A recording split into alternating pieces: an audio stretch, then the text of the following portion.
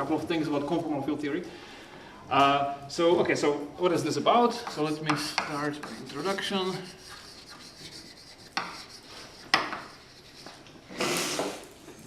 So probably you have guessed from the title and from the fact that similar things have been talked about during the week that this is something that originated in string theory, in physics. Sorry, string theory was a bit specific. In physics. So we've heard of topological quantum field theory. This is another sort of experiment of quantum field theory. So this is something that originated in physics, but it grew into a very interesting domain also in math, in just like pure mathematics. So my goal today, or on Monday, is to kind of give a sort of introduction or more like a cross-section through the field, which kind of doesn't lean too much on either side. So I will try to make it understandable to both physicists. That's the goal. So let's see how well that works. But in any case, I will try to focus on I will try to emphasize a couple of several smaller things which are kind of, I find them interesting and important, and I don't think they're stressed enough. So this might be, even if you get lost at some point, I hope that there will be some points that might be useful for whatever else. Like it doesn't have to be conformal field theory.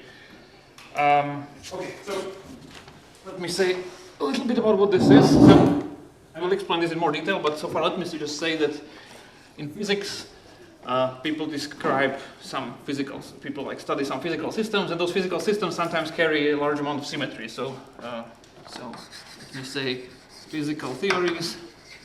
Okay, this is a vague introduction. Are often invariant under some symmetries.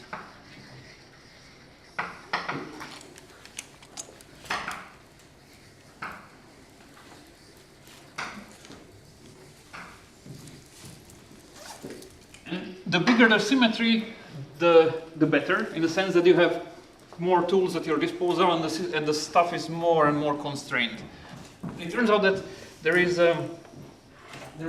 several classes of physical systems or physical theories describing them, which are actually where the symmetry is so big that it actually allows you to describe them also rigorously in terms of like you can develop like an actual. It's not, you probably know that quantum field theory in general is said to be like it's still not completely on like solid foundations and all that, but there is a couple of corners of it which are kind of relatively well understood, and conformal field theory is one of them.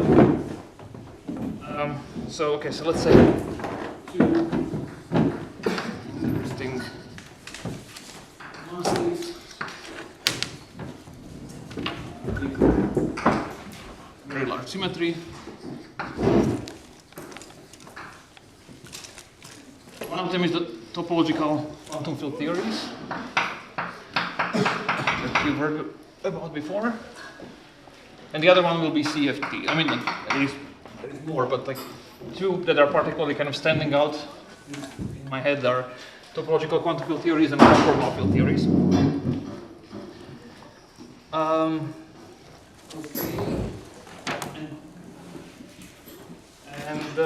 As far as the conformal field theories are concerned, so there is, again, this is a subject that you might remember Sebastian talking or mentioning it a little bit. So this is a thing that's very much connected to some statistical models, for instance. Statistical models near some critical points. So for instance, the Ising model, the Potts model, the Holman model, and many others. And one of the big successes of CFT was that people actually realized that within this framework you can find a very solid handle on like working with these theories. And the other corner, which is touched by CFT, or where you can find CFT very is string theory. So this is sort of more related to something that I'm doing personally, so I will be kind of focusing more on this second side. So I will be, it of course won't matter too much, but I just want to say that I won't be stressing the statistical models too much, but I will be mostly coming from like the stringy side with like more focus on some aspects of geometry. Okay, so this was a very vague and heavy introduction. So let me say, okay, that there is lecture notes. I forgot to send them to be on the website, so you can find them on my personal website. And they will appear on the conference on the school website as well. So you can find them here.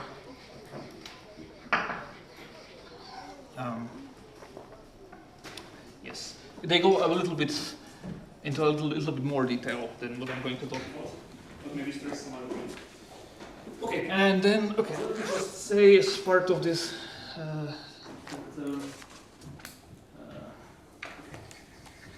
So, as I mentioned, this conformal field theories in general, they are very they can be made relatively rigorous, and one can link them with multiple interesting areas in mathematics. So, one of them, or let me list some of them. So, let's say representation theory is a thing that this is linked to very much. Representation theory of Lie groups, of infinite dimensional Lie groups, loop groups, and all such things. Theory of modular forms.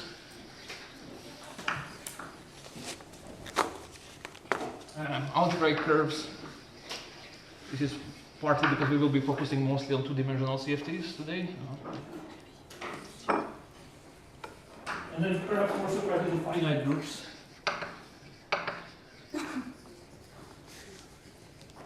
And I think that's I might be forgetting in a moment. There was in particular a very mysterious connection between the theory of modular forms and the representation theory of the monster group. And this was as far as I understand, the best kind of explanation of that relationship comes precisely from studying conformal field theories of a particular flavor. So this is something that you can look it up. It's called Monsters Moonshine. But we won't be doing that. So instead, let me say maybe more detail. Okay. So what's the plan? So I will start with talking a little bit about conformal groups, conformal group, and algebra. So that we understand what the symmetry here is. Then I will sketch about what is quantum field theory and conformal field theory in general. To give maybe some more insight to mathematicians and maybe stress some interesting things for physicists, but yeah, let's see. And then talking about Virasoro algebra and its representations.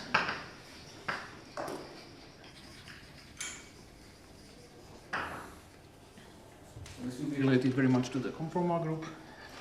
And then, probably on Monday, structure of 2D CFT.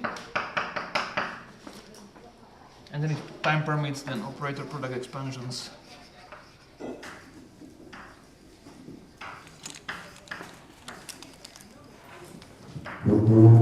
Examples.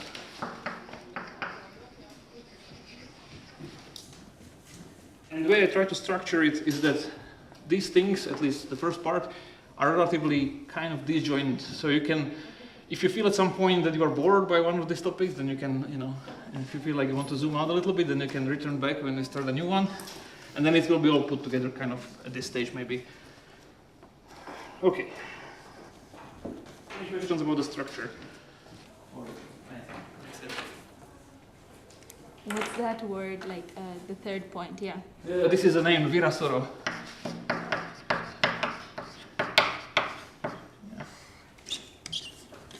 Thanks.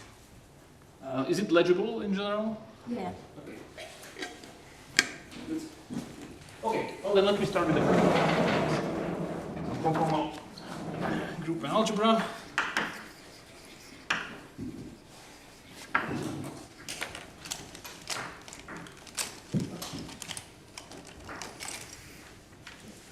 Let me start by formulating as a definition. So suppose that we start with a space with a metric. So actually the cases we will be interested in later on, it will be just r to the n with the flat Euclidean metric, but let me say it more generally. So let's suppose that we have a Riemannian setup. So let M be a smooth manifold. If you want, you can just think of r to the d and with the Riemannian metric.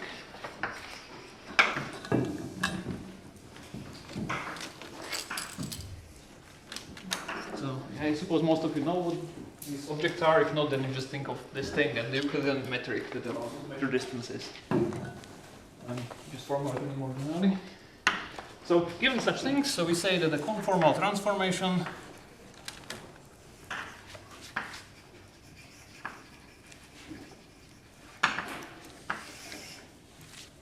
is a diffeomorphism. It's a smooth map. Bijective. Diffeomorphism.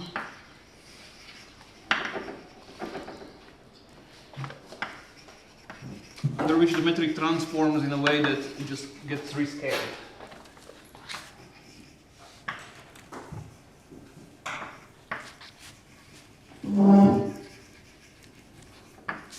Transforms as metric G, and it gets mapped to itself, but multiplied by some function. Or some function lambda. Okay, so one example. Should I do the example now? Okay, let me say, okay. And then all of these things assemble into something that we call conformal group. So conformal group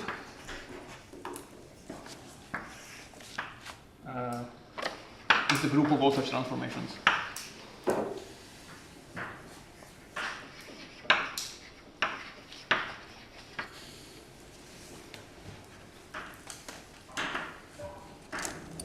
Okay, so the example, we have R3 with a constant metric, and then I have a metric, so I have the constant metric allows me to, each time I have two vectors, I can measure, I can calculate their scalar product.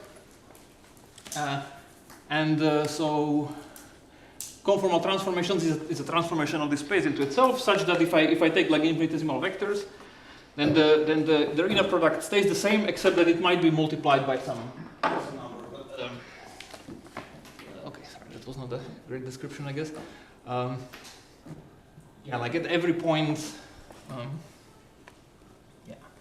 Well. Okay. Let me give you the example. So the examples here would be translations, for instance. If I translate the stuff, this preserves the scalar product on the nose without any exponential factor. Same thing when I take a rotation. So if I would do a rotation, I don't know, something like this, it also preserves the metric. But I can do a little bit more. So I can do, for instance, a rescaling. So I can do take a map that kind of multiplies like vector x goes to 3 and x, for instance. I guess what I was drawing here was the vector field that generates it. Okay. So, okay. Is this sort of clear? Okay. Okay. So this is the finite setup, but we were mostly interested in the infinitesimal count part. So the infinitesimal version is called or conformal killing vector fields. So infinitesimally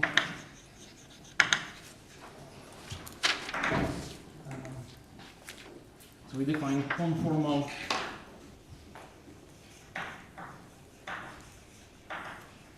killing vector fields.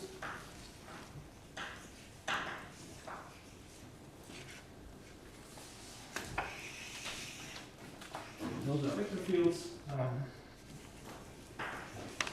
Name V, and I will call the coefficient mu and impartial mu. Okay. So here throughout this mini course, I will assume Einstein summation convention. So each time it starts the same index, then there is a summation over it, and this is V. It's lowercase v, and this is uppercase v. Okay, so I want those things to preserve metric after rescaling. So the same as above. Up to rescaling. But I can write down an equation. Rescaling. So if you write this thing in coordinates, then what this means is the following equation.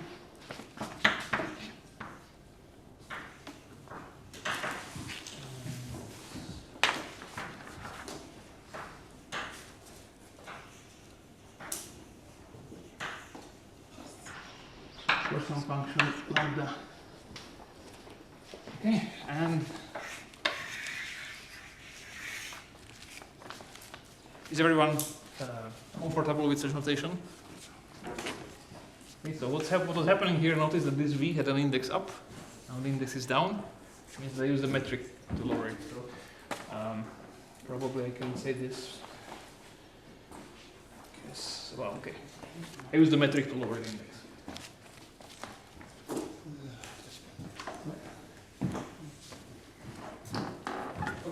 And these things assemble together into a Lie algebra, which we will call conformal Lie algebra. So they form conformal D, conformal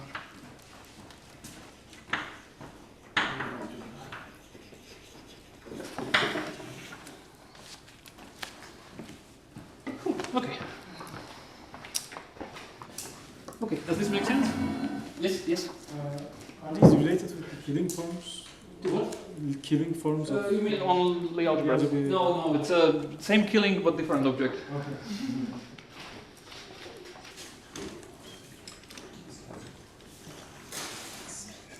Yeah, I guess killing probably quite a few things.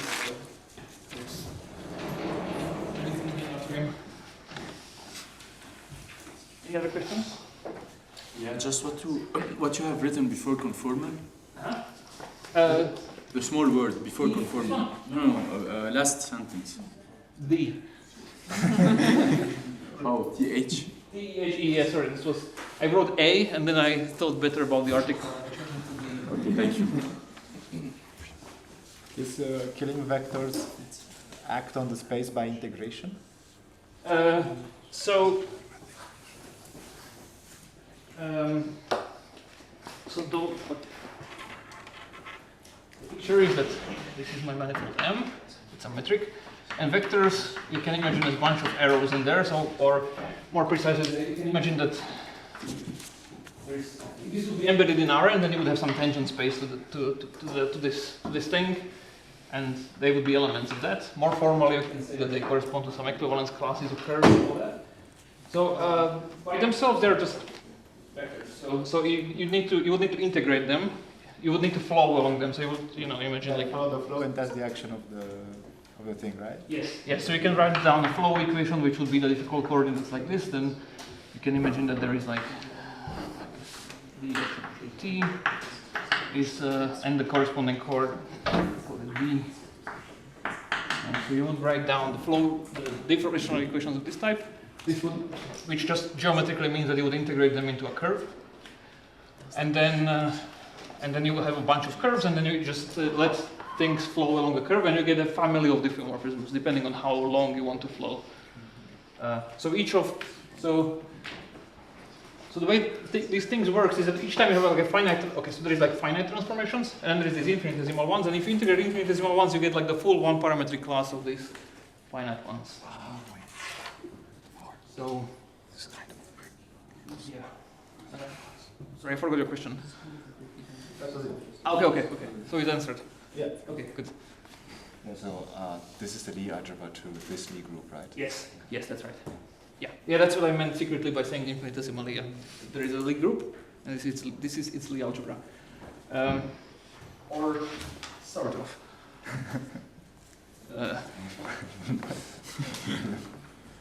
Yes. No. So the problem with this one is that, as we will see soon in 2 dimensions, the problem is that if you take like R2, then there is infinitely many vector fields. This is a little bit of a spoiler, so feel free to forget this. We will see this later on.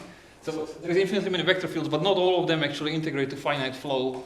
So there is a problem with that. They are not all of them are complete, and then the problem is that the space is non-compact, and there is some crazy things happening very far away. So actually, there is only like a very small subset that integrates into like such things. So modulo problems with infinite dimensionality. Yes, that's right. This is the Lie algebra of that. Next. Okay. Good question. Any other questions? So I just wanted to make sure I understand, like, in what sense are you preserving the metric? I'm preserving it up to scale, which means that if I would preserve the metric, so I would have scaling vector fields without conformal, then the equation would be this equals 0. Okay.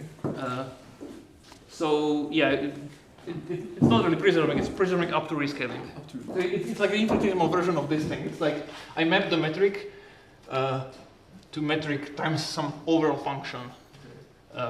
So I meant it in the same sense here. Like yeah, so okay, if you want a more geometric way to write it, I just wanted to avoid like Lie derivatives, but this is the equation.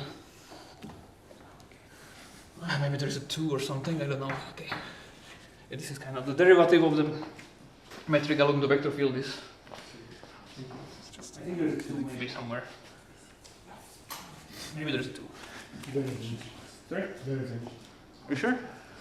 Fairly confident. Okay, cool. Yeah, okay. I believe you.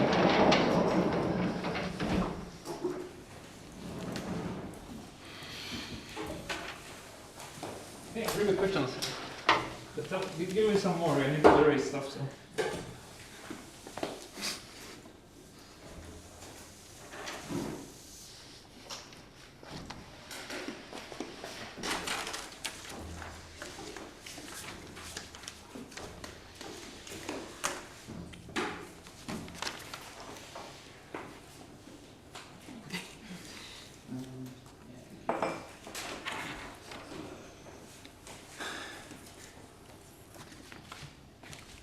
Okay, so now how do these Lie algebras or Lie groups look like? So position.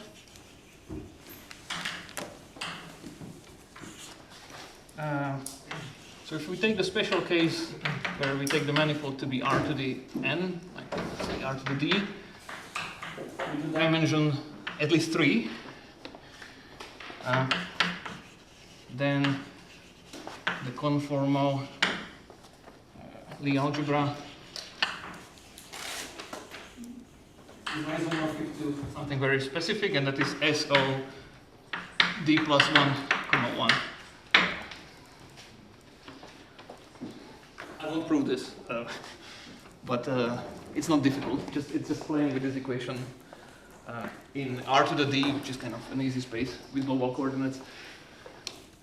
Okay, the point here is that it's something very concrete. It's like special orthogonal, or we can actually forget this S here. It's orthogonal Lie algebra, 2 dimensions higher. Okay, so there is 1 and 1 more. It's non-compact, which as you can see by the fact that there is a number here and there is a number here. That means that it's non-compact in this case. And that's because part of the transformations that you can do are, for instance, you can do translations.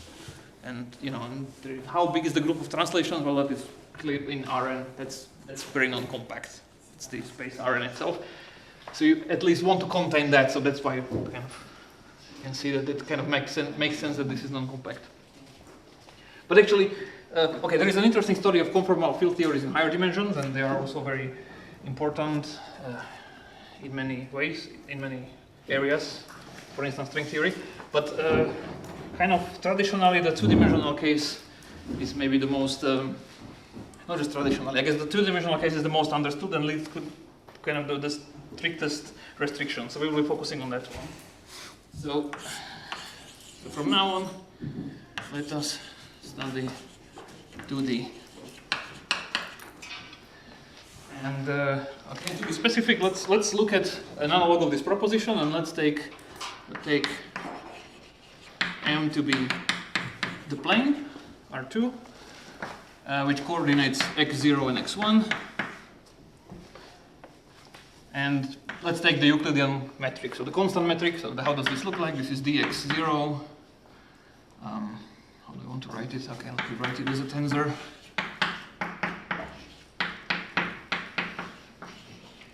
Okay, just the constant metric, Euclidean metric on R2. And let's try to solve this equation. Okay. So, okay, so first thing I'm going to do, I'm going to cheat.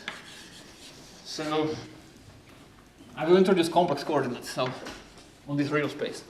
So, this is how I write z. Is everyone happy with z? Just remember that the symbol is z. Okay. You make no promises. Good. Okay, so the first cheating that I will do is that I will introduce complex coordinates z and z bar. And, okay, so how should I think of this? So this is kind of a standard trick that appears in many ways, because as you know, complex coordinates, complex stuff usually simplifies a lot. So, okay, so what does this actually mean? So there is a cheap way. So the cheap way is that I can regard this, I can kind of forget that this was an imaginary unit. I can imagine that there was like 2 or something, and this is kind of like a real change of coordinates. And for like actually working with stuff, if you don't care about things, then it's kind of, you can really treat those things as like linearly independent, sort of like real coordinates. So it's really like I'm just mixing things up, and really imagine that it's like square root of 3 or something here. That's the cheap way. If you like, a better way to say what's happening is that what I've actually done was that I kind of complexified my space. Okay. Well, okay. One.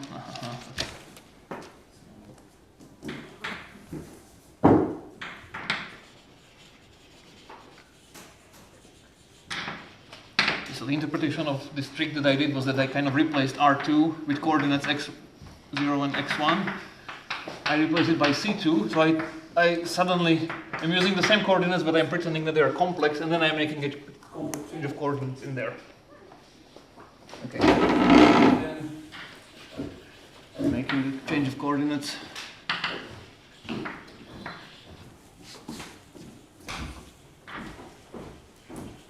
So the important thing here is that, okay, I pass from a pair of coordinates which were x0 and x1 to z and z bar.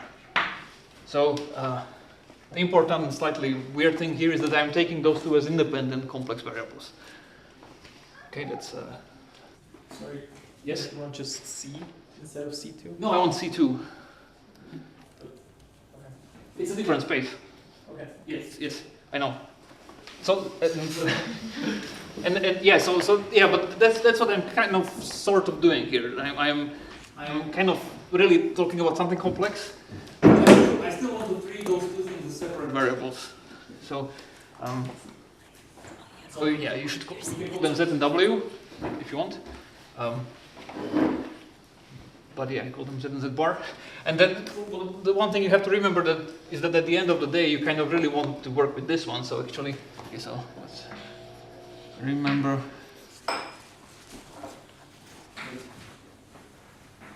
At the end, we are actually sitting on we are sitting at this R2, which I can imagine is sitting inside C2. I mean, this is actually an injective map. And here, Z bar is really the conjugate of Z. So.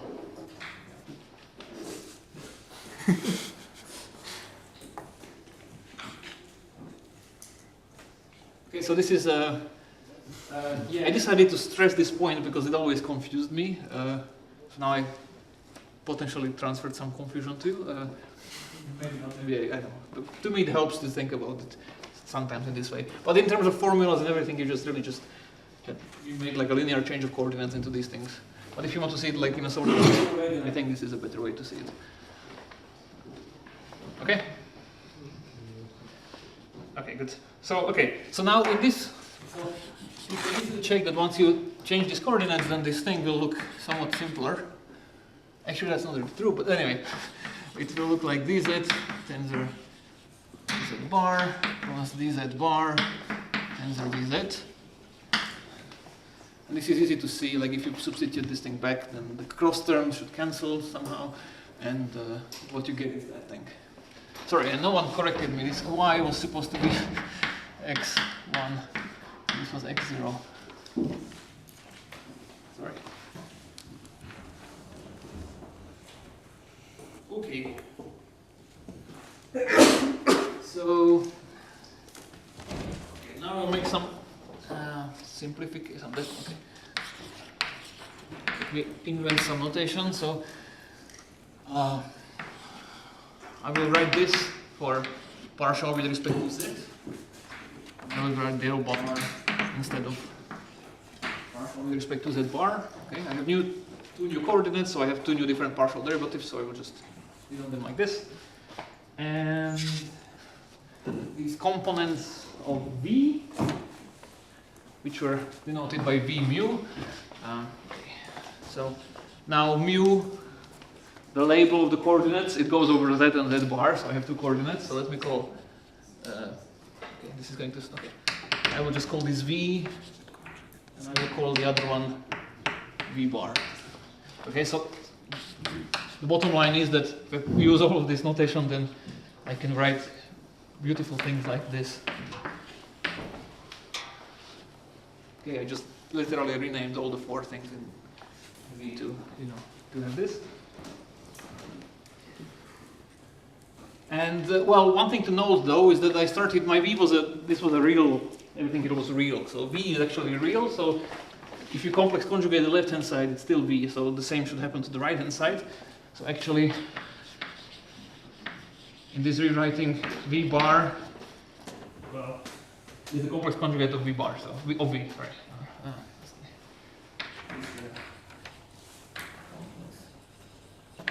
Conjugate.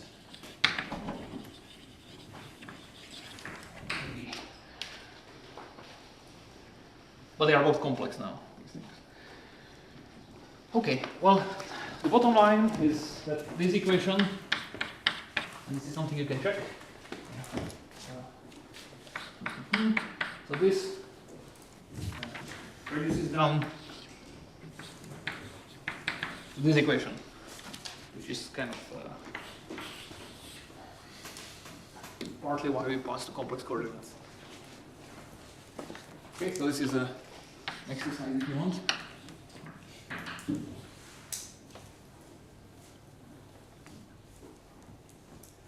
Okay.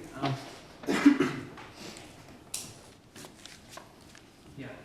So this thing is symmetric in mu and nu. So this thing has actually three independent components. Right? So there is three independent equations because this is symmetric. So it's like 0, 0, 1, 1, and 0, 1.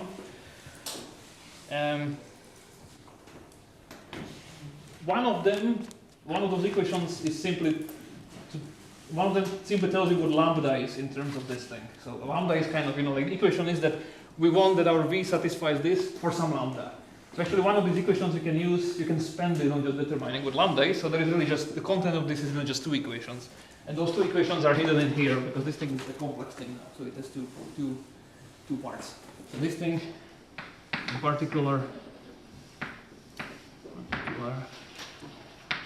implies, if you complex conjugate it, then you get this, the other equation. But yeah, the content is just this one.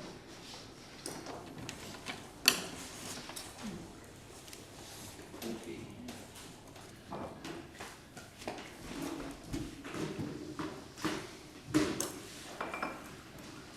Any questions?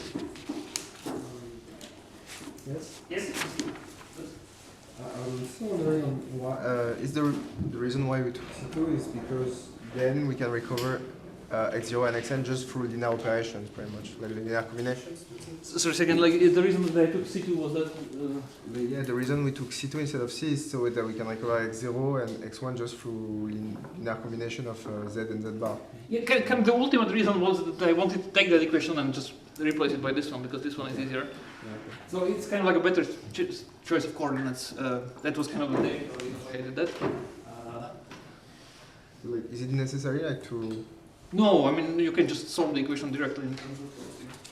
Yeah. But it's kind of, this is kind of a curse and a blessing in these two dimensions that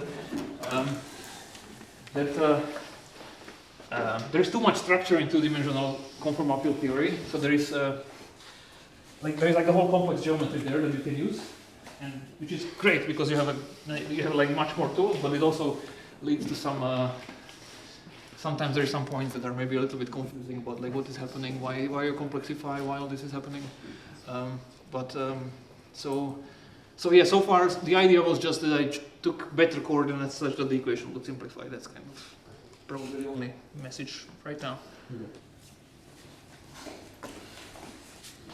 Yeah, and if this thing in the parentheses confused anyone, then feel free to forget it. I think this was just wanted to make some comment on that because I found it often very confusing.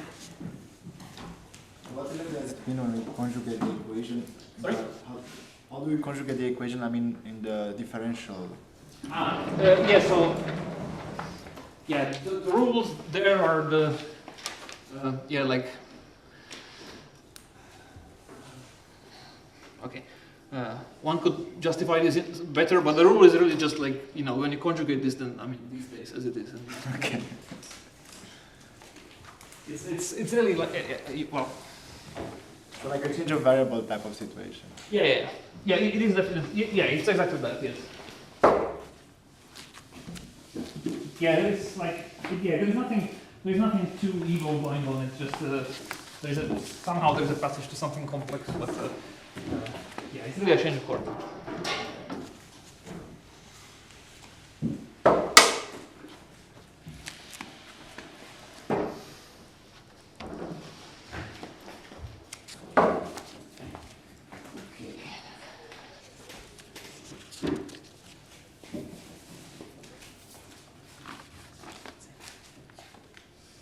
Okay, so what is the implication here? So now we found what the conformal algebra is in 2D.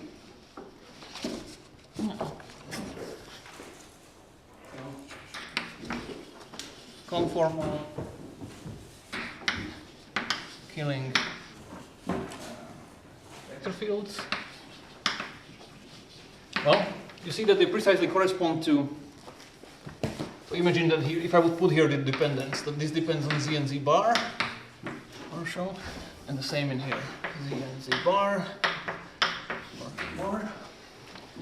So what this thing tells you is that this coefficient function here is independent of z bar.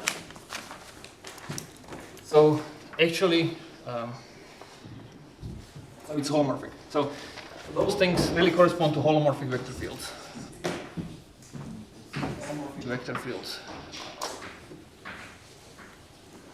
So,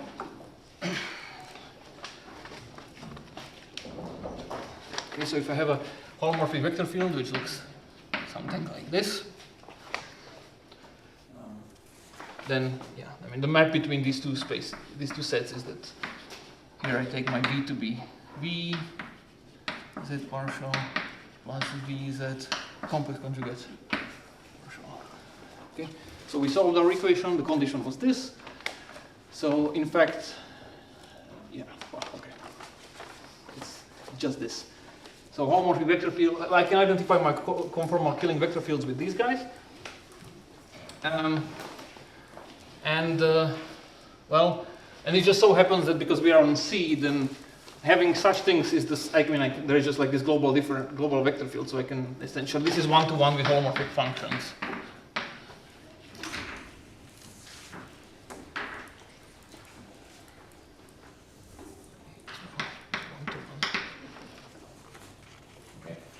Take this V of Z.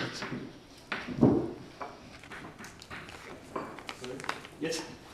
Shouldn't it be non-vanishing holomorphic functions? No, they can be zero. That's not a problem. Because, like, for example, z squared doesn't preserve angles. No, it does. I mean, at the origin, it will double the angle. No, it should preserve the angles. Yeah, all z to the any power. Yeah, no. I mean, I agree that on the almost all of the complex plane is going to preserve angles between two vectors. But at the origin, it will double them, right? So it can't be like.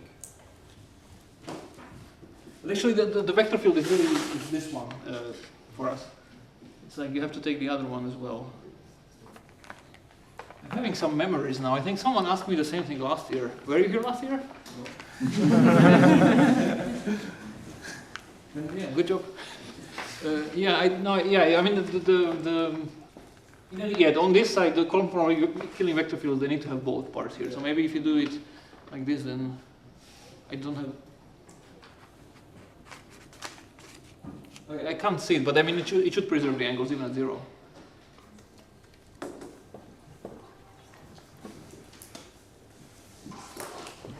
Okay. Let's see. Yeah. Yeah. So Z.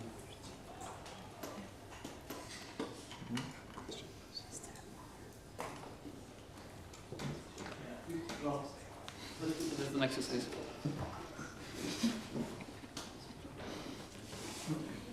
Okay. Any other questions? Yes. The definition of holomorphic vector fields, or Yeah, sorry, I was a bit sketchy here. Yeah, I just mean, yeah, if you want to just imagine the thing I described, this is what I mean by holomorphic vector fields. Like this thing times partial z. Yeah. Sorry, this was a... Yeah, the point of this is that you get holomorphic functions, and as we know, there is many holomorphic functions. So there is like, this is actually like infinite dimensional. So this is the big contrast to the case in higher dimensions. So this is why 2 dimensions are special. The conformal algebra in 2 dimensions is infinite dimensional. And in all higher dimensions it's finite. This sort of is the reason for string theory, or like on some level, or from some angle. Like the string theory is described usually by studying some theories on 2-dimensional surfaces, which you should be regarding as some world sheets of a string moving through spacetime. 2D there is this 2D. It's kind of, that's why strings are special as opposed to like brains or some other stuff. Because there is something happening in 2 dimensions that's special. That was very mysterious. Sorry for that. Okay, so. Okay.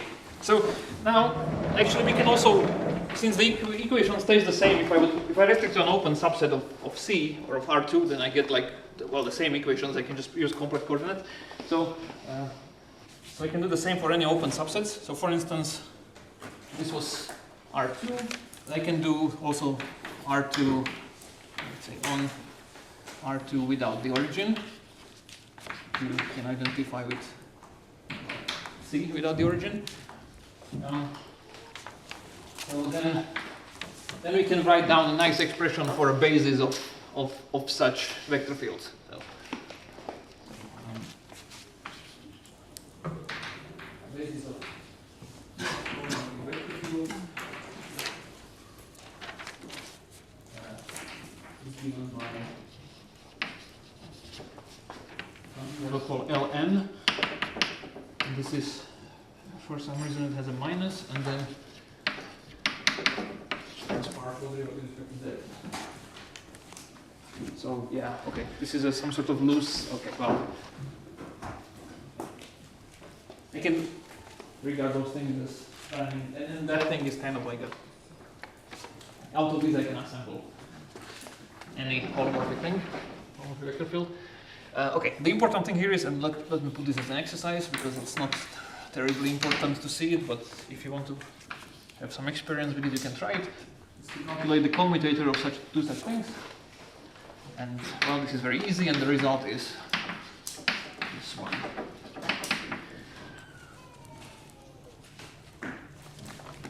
Okay. And such things, so this Lie algebra is called the Witt algebra. Okay, so it's an infinite dimensional Lie algebra spanned by these Ln's, and the commutators have this kind of interesting form.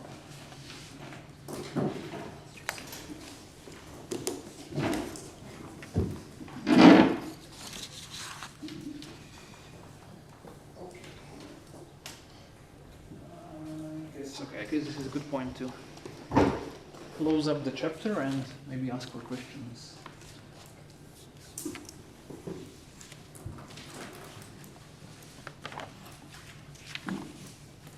One question, Yes, perhaps? please. So, if we work on R2, I get it that there is like this global one form. But if you take an arbitrary manifold, is this still dimensional?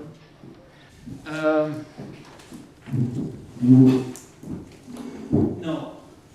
Especially if it's the compact, no. Like on the sphere, it's like PSL2C or something. So Yes. Okay. So this is one of the points which I didn't want to stress, but I kind of important still is that in some sense, what is happening in CFT is that what you kind of care about is the conformal algebra, but only like in some local sense. Like you have some insertions of some operators on some Riemann surfaces, and you kind of care about the conformal algebra in the neighborhood of that. So it's kind of like open subsets of Rn. More precisely, something like this. So that's why this thing appears everywhere. Then it's a more maybe subtle question of how to put them onto Riemann surfaces together. I didn't want to go that far, but yes. So it's one of the kind of deep things here is that you kind of care about these things locally.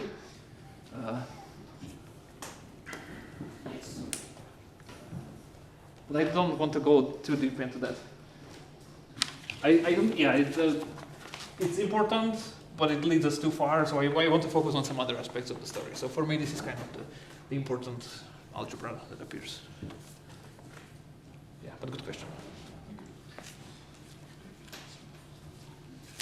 Okay. Okay, so now, second part.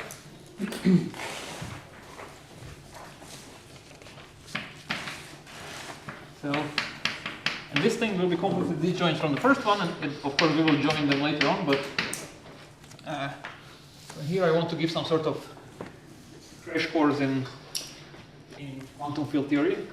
Like a really bad crash course because no, but well, I know that, well, mathematicians in particular are sometimes scared of quantum theories, and of course physicists as well. Not all of them. No.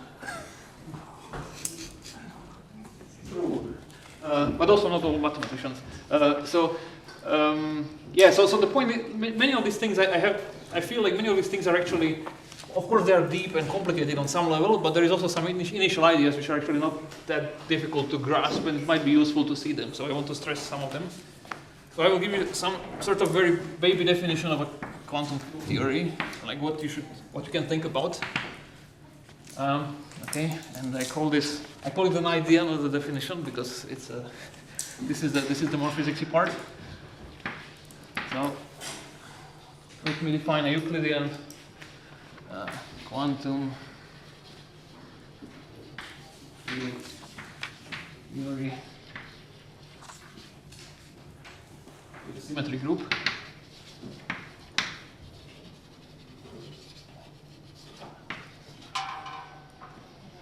G. Okay. Let me define this. Okay. So this thing consists.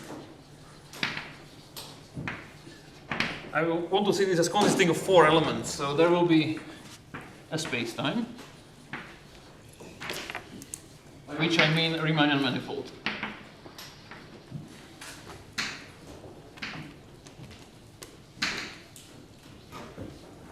Riemannian links to the word Euclidean. So maybe I should have put with Euclidean, or sorry, Riemannian.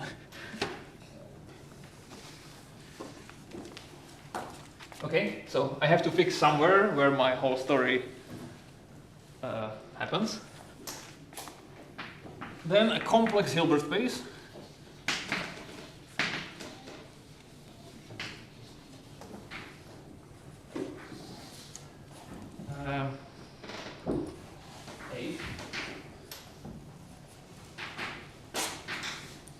With a distinguished element.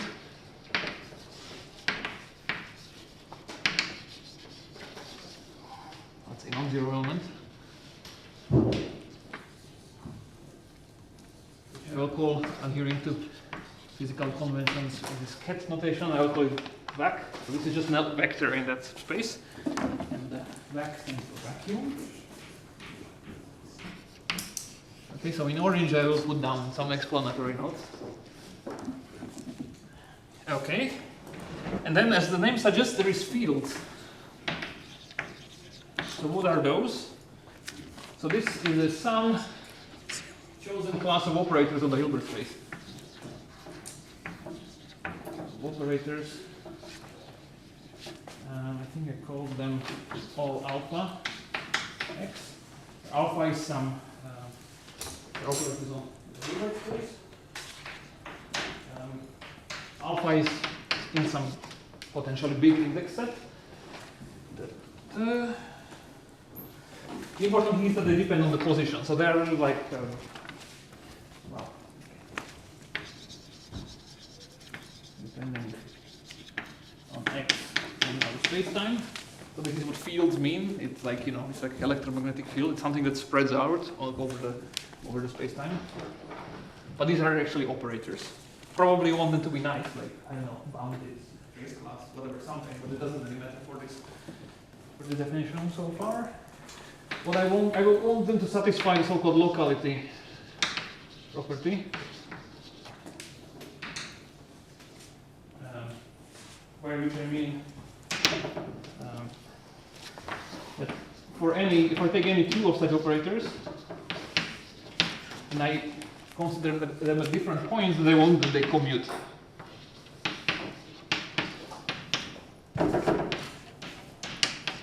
If the points are different.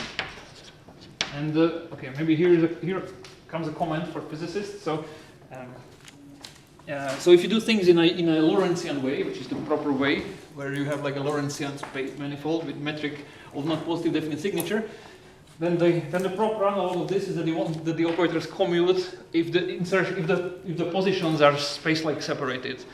That's part of the so-called Weitmann set of axioms for quantum field theory.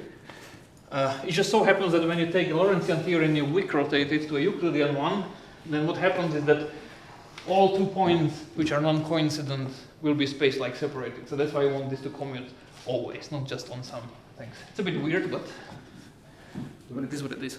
Might it also be possible to supercommute as well? Oh yes, sorry, this is a bosonic, yes. Well, you can insert the word bosonic if you want. There is an extension of this to the case with fermions, which is kind of straightforward, but there you allow also the whole thing. The operators also carry some Z2 grading, and they can have a super commuting instead of commuting. But it doesn't matter. It's just there is more complicated flavors of the story. Okay, so this is the locality property. Okay, and I want probably that these fields include the identity operator. So I'm including the identity.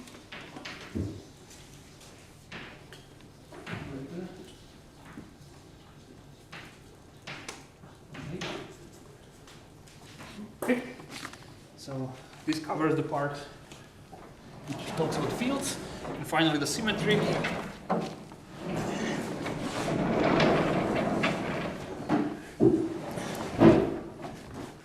So that last thing that I want is probably faithful. I will comment on this later. So projective representation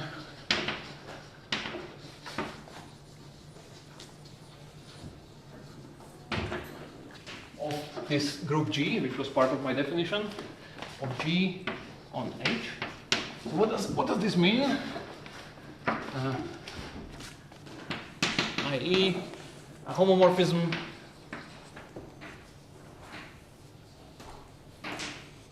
from G into invertible operators on my Hilbert space. So this might be an abuse of notation, but I will call it GL of H, even though H is probably 3-dimensional, but I want to have operators on this, modded out by complex numbers, non-zero complex numbers. Okay, this is what is called a projective representation. Faithful just means that because if you want to be smart, you can say that I can do a map which goes to identity, so nothing actually, and then every QFT has a very big symmetry which acts trivially. So I want to exclude this shenanigan. So I'm saying that it's faithful, which means that I can't make it smaller. Feel free to ignore this. You don't want that. Okay. And probably a condition preserving the vacuum. The subspace spanned by the vacuum.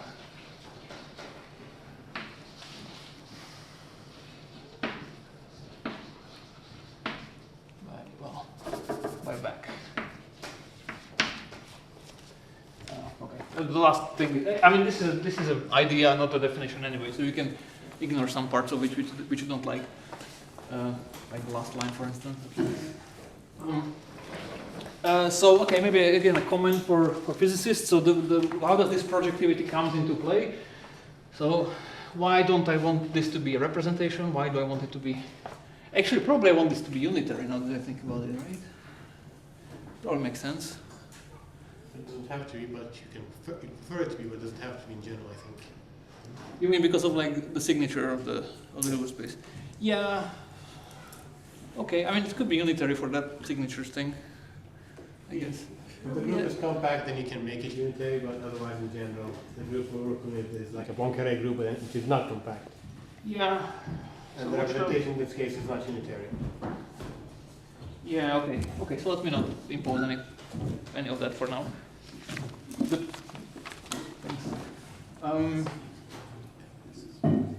Okay. Yes. Right. So I wanted to comment. So yeah. So the projectivity here is related to the fact that like in physics, what is important in the Hilbert space is not the states, but it's the rays. It's like the one-dimensional subspaces. Those are the things that you identify with physical spaces, and that's why you want to have action that you just want to rotate one space, one-dimensional subspace to another one. You don't care about what the actual vectors are, so you care about things up to scale in some sense. So, okay, this is a bit hand wavy, but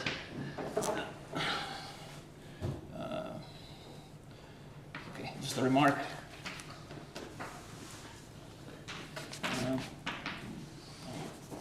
So it's not elements in H which are physically meaningful, but rather the rays.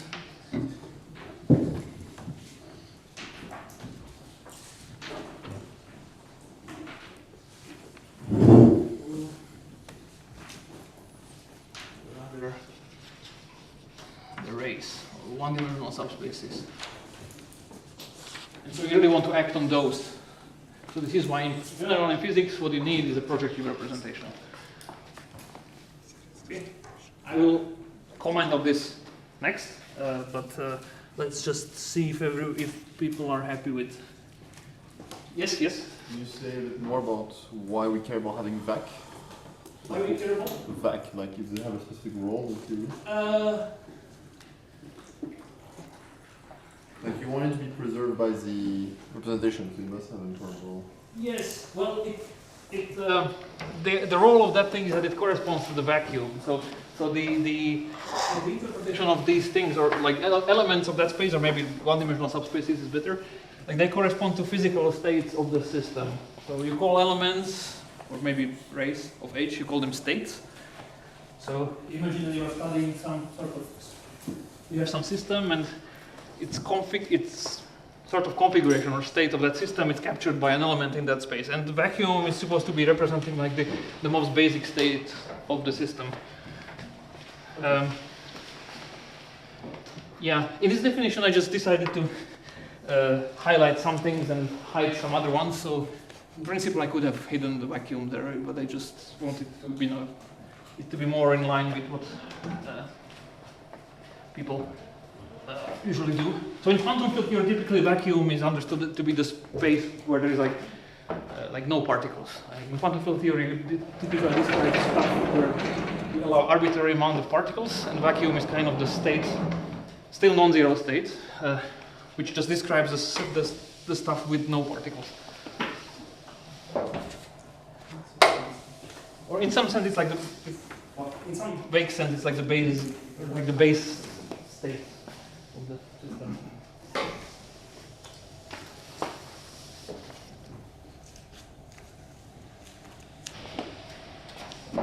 Okay, any other questions?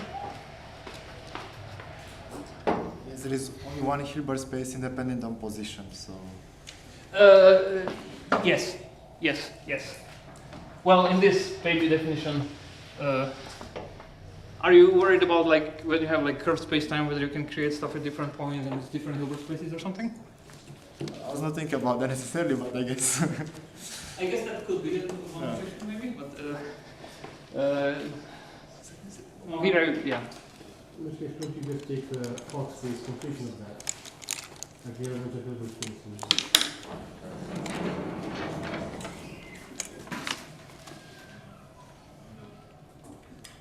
Yeah, okay, so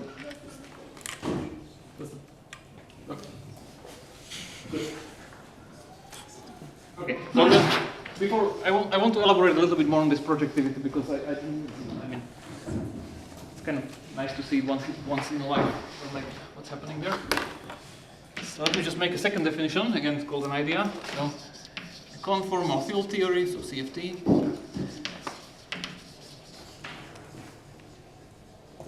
And this viewpoint is a quantum field theory, which we, since now we are familiar with it, we can shorten it to QFT. It's just a QFT where the group G contains the conformal group. G containing the conformal group.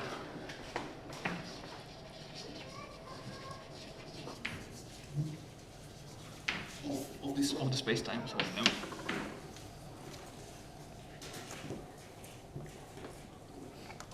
okay. So in some sense, for instance, in 2 dimensions, this will be a conformal field theory would have a massive infinite dimensional symmetry.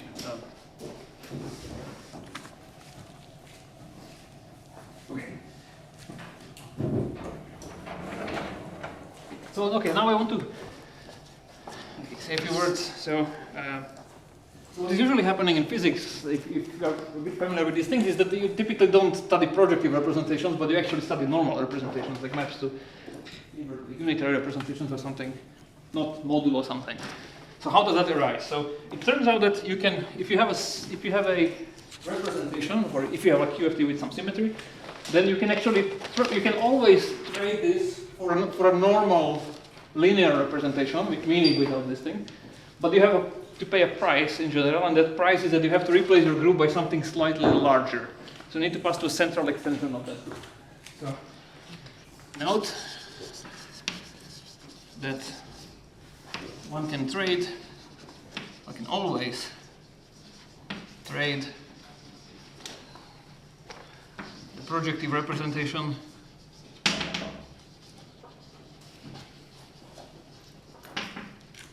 G by a linear one. Linear one means that it's a homomorphism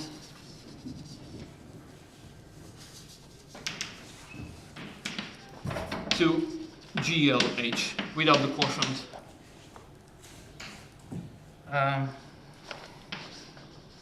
But in general, need to replace G by so-called central extension. Central extension. Yet. So sometimes you can make things seemingly or technically simpler by kind of mapping just into this, but you have to enlarge your group or do this. And let's see. Okay, they're doing pretty well. Okay. Okay. Well, in that case, I would. Okay. So, in that case, let me insert a remark where I actually clarify what I said here. I will enclose in a sort of wall, so if you don't like it, you can, ignore it. So, how does this work? So, suppose we have homomorphism from G to this GLH, or let's call it in general. Let's say that we have a representation of some vector space V. So suppose that we have a projective representation of G and V. So we have something like this. Okay. So now I will do a trick. So now we define a larger group. I will call it G hat, I guess. Okay. And this thing will be something that lives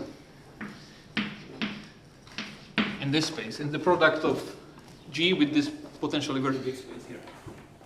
And I will define it as follows. So, okay, let me introduce a notation. So let me call this projection from GLV into GLV mod this thing, let me call it pi. And so I define this G hat to be consisting of elements G and I don't know, A in here and in here, such that if I map, let's give this thing a name, let's call it rho. So rho of G is pi of A. Okay, so I consider all such pairs. Now, how big is this G hat? Does anyone see in terms of dimensions? Let's say this G was a finite dimensional group. And how big will this thing be? Relative to G. Plus n squared. Sorry? Plus n squared. Plus? N squared? No, it's better than that. 2n. Sorry? 2n. It's even better than that. Is it just n then? N plus 1. It's n plus 1. It's n plus 1. Yeah, so what is happening here? Notice that, so we take pairs. So in particular, we take all things in G. Move to projection, got it. And then we add to any element G, we add a bunch of A's, but ones which project to something very specific. And this projection, it loses just one dimension as it goes. You know, so like the pre-image of every point here is, it's one dimensional. So okay. So each element, for each element here, how many of A's there will be that have the same projection? Well, there will be precisely like a one-dimensional space of them because this thing is one-dimensional. You lose one dimension as you go. So this G hat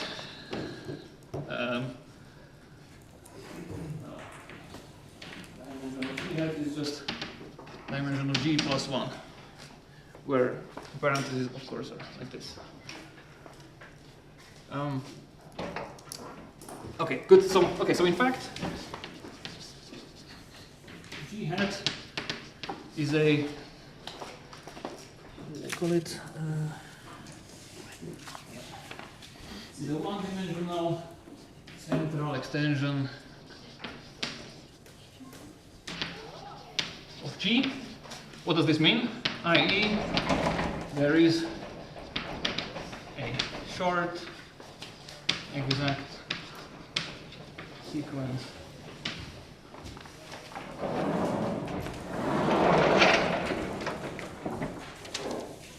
which goes by all groups, which starts with trivial group, and then I take C star, and then I take this G hat, and then G, and then there's 1, and I'm saying that the kernel is always the image of the previous map. And so how do these maps work? So for instance, how do I go from here to here? So if I have an element G and A, and I send it, surprise, surprise, to G. And if I have an element in here, so let's say some number Z, and I send this to, wait, did I mess up? No, it's fine, okay, yeah. So I send this to 1 in G, 1, take small g to be 1, and I take A to be Z times the identity. This is how the two maps work, and you can check if this is a short exact sequence. So the way you should read this is that this G hat is really, it's this, such that the image of C hat, C star is central. So it commutes with everything. Okay, so some bunch of fancy words, but what it really means is that, that this thing is really this group, and then you can imagine that I added like a little bit more, but this little bit more is like, this group is abelian. Okay. And well, why did I do all of this? Because now we have something good. We have actually a representation, let's call it rho hat, of G hat into GL. Okay, so this is what we get by this. We have a slightly larger group, but which has a homomorphism into this. And what is this homomorphism? You take an element G and A, and you map it to A.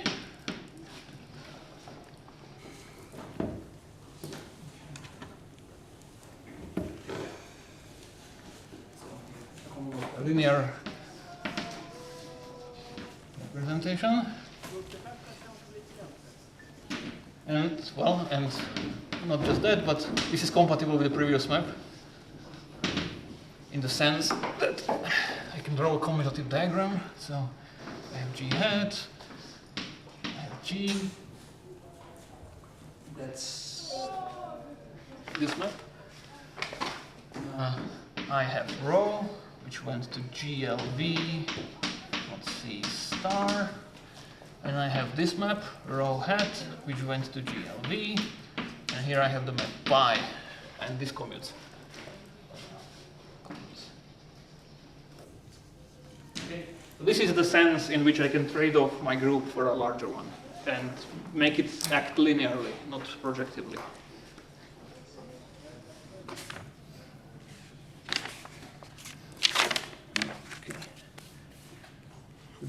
Sorry, but in general, G hat is not necessarily the nicest group to work with, right? Exactly. So sometimes you can do even better than this. Oh, okay. Maybe you meant something else, but anyway, it's. It always works, but it's not the nicest one. Yeah. Sometimes you can do a better. Sometimes you can do a smaller one. So this is what we. But at the worst case, you can always do this. But sometimes you can do an even better one, where you take a central extension by something that's not even one-dimensional.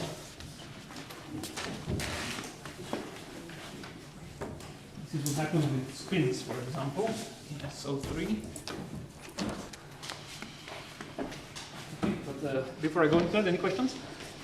As I said, this is a bit more different in flavor, so.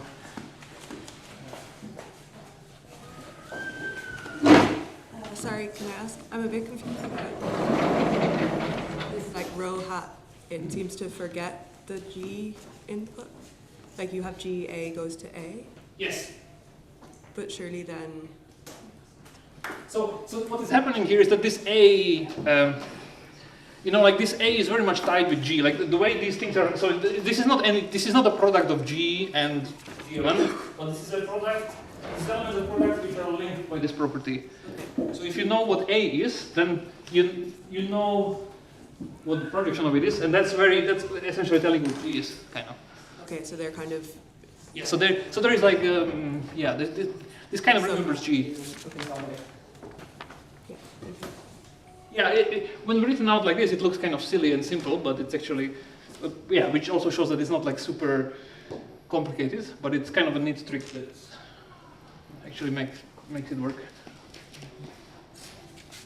Okay.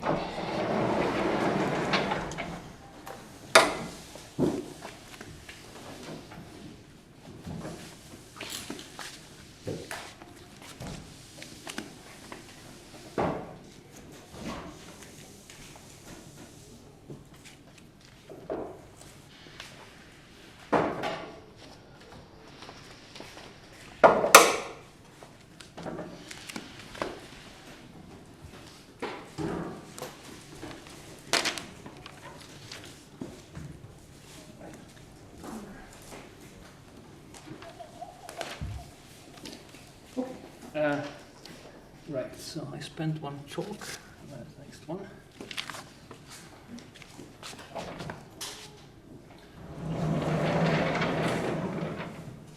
Sorry. Why is this central extension is easier to work with? Well, the advantage is that it's easier to work with in the sense that before I had something that was mapped into this, and now I'm mapping into GLV. That's what we wanted. Yeah, that's the only thing that happened. Yeah. If you're happy with work with this, then.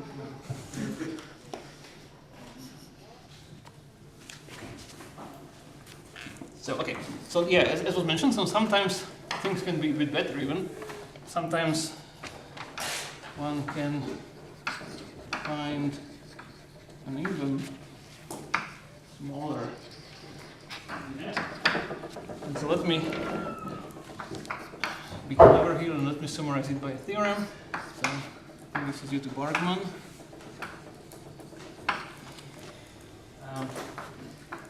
So suppose that we start with a group which is relatively nice. So suppose G is a Lie group.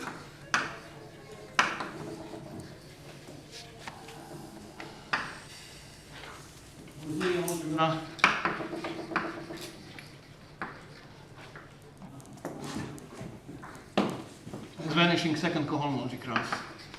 Vanishing. Okay, if you don't need what this means, it just says that there is an invariant associated to the group which is, in this case, vanishing. Vanishing second cohomology class. For groups and Lie algebras, for Lie groups and algebras, you can define interesting cohomology theory. Class, cohomology group, cohomology, okay. Then under this assumption, every projective, and okay, let's do unitary as well, representation of G can be made linear,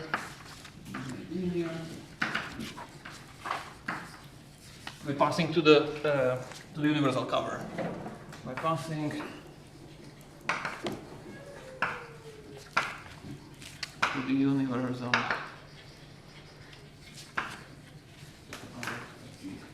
That's your G hat. That's the universal cover. Okay, so Lie groups typically there are some nice manifolds. You can find the universal cover, which is some space, and you can give it a group structure. And in particular, the dimension of that universal cover is the same as the dimension of the original group. So in that sense, the extension now is smaller. I didn't add the entire C star, but I added something finite or discrete or something. Okay, so an example. Second cohomology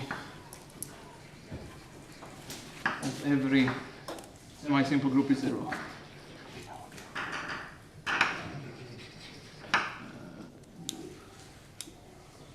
Vanishes. This is called a Whitehead lemma.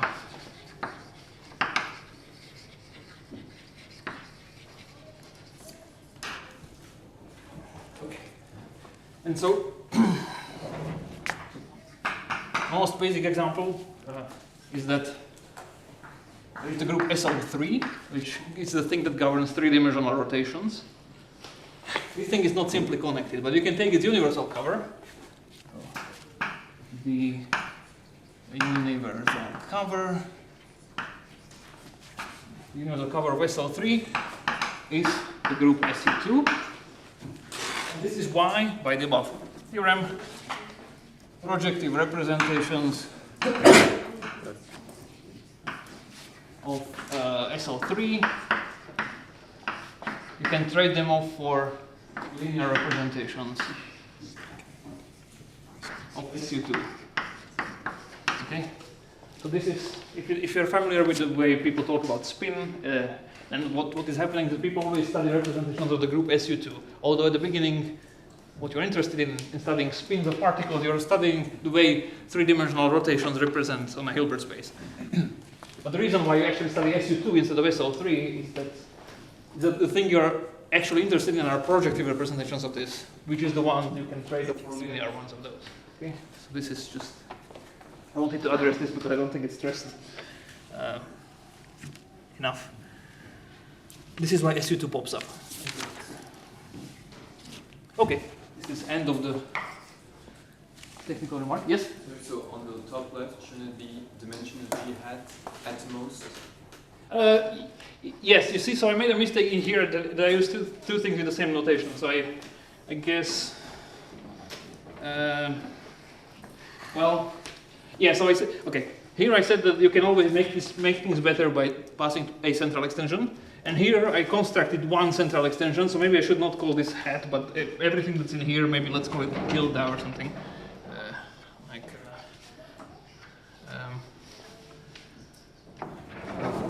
Yeah. Like this one particular extension that I'm constructing, not necessarily the best one, but this is the one that I call G tilde. And let's go tilde. And now everyone has to change their notes if you're writing anything. Yeah, so, okay. So yeah, this was a particular construction of a particular one, and the one that I constructed, a dimension one higher. Sometimes you can do better. Okay. Oh yeah, yeah. Does the theorem, I guess the theorem doesn't necessarily imply that this universal cover is a central extension. No, but universal cover is a central extension.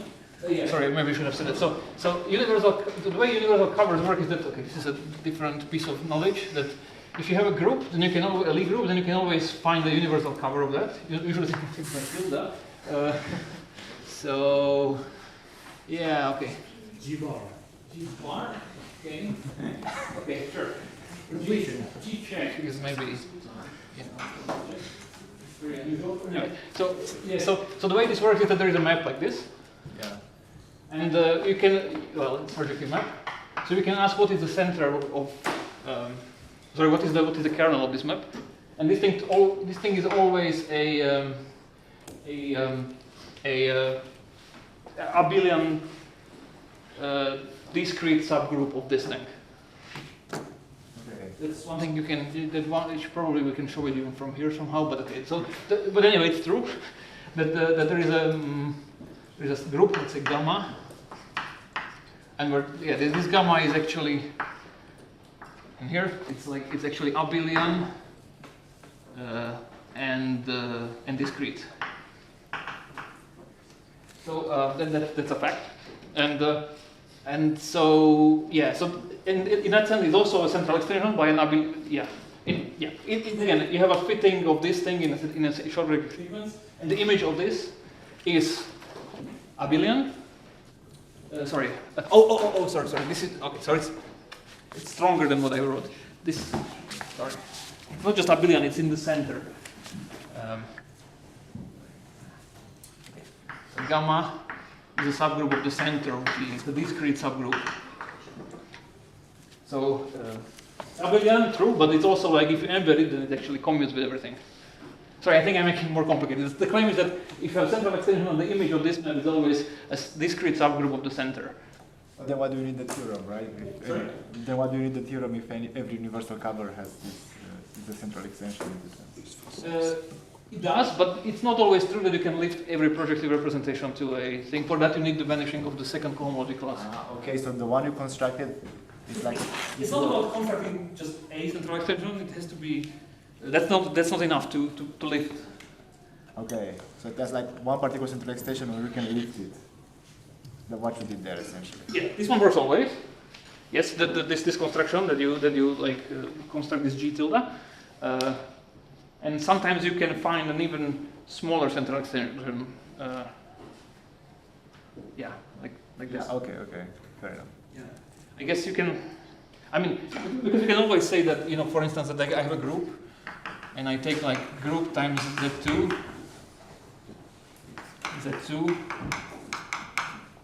That's always a central extension. Yeah. But it won't do the job if. So the problem is, it's not that you can't construct small central extensions. It's that you want. It's a different question. You want to lift projective representations to linear ones, which is not this. Yeah, it's stronger than central extension. Does that make sense? Yeah. Okay, good. Very good question. Okay. It's ideal time for a break. So, yeah, let's make a break until 6. Okay. So what did we do? We had this aside where we discussed about why do we care about central extensions? I mean, why do they pop up in various places? So now let's go back to our definition of QFT. So remember that our definition was that it was a manifold, space-time,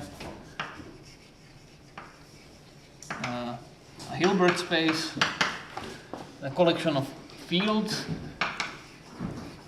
and then there was a group acting.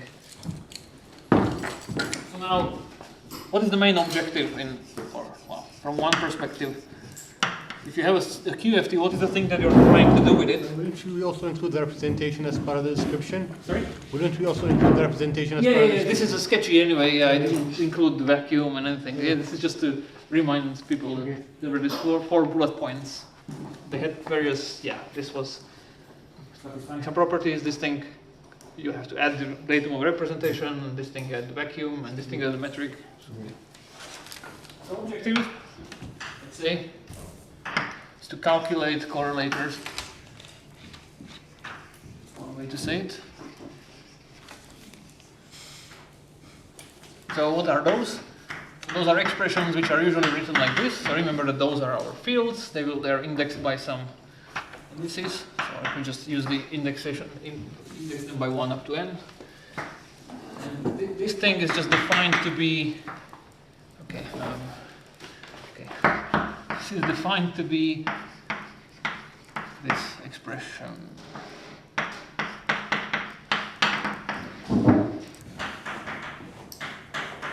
Here I'm employing again a notation that you have seen before in the other course. So this is the this.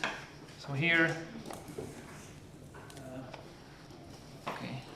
notation. So this is the field. Oh, perfect. Thanks. Yeah. So whenever you are in physics and you see something like this, then here's some bracket notation, which is just the way of writing scalar product. And this is the inner product of vectors rho and A of psi. So A here is some operator. It's just for various reasons. It seems it's a good idea sometimes in physics to just physicists just employ this notation, but it really means just you take this vector and then you take an inner product with the other vector. So vectors are denoted by cats.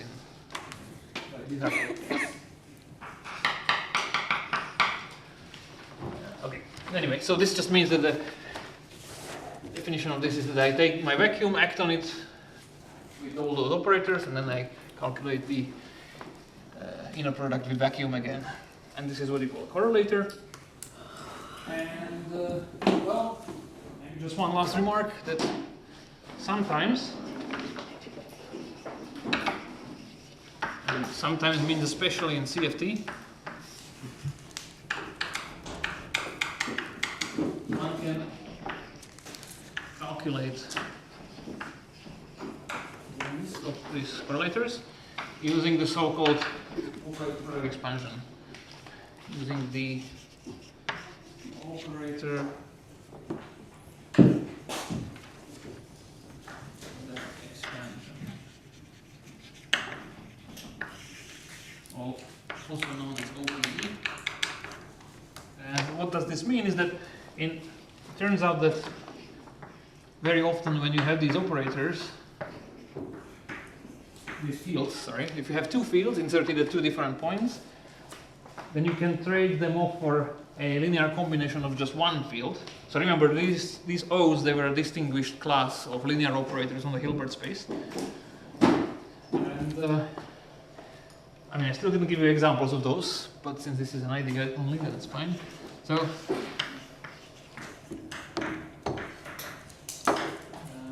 sometimes you can trade them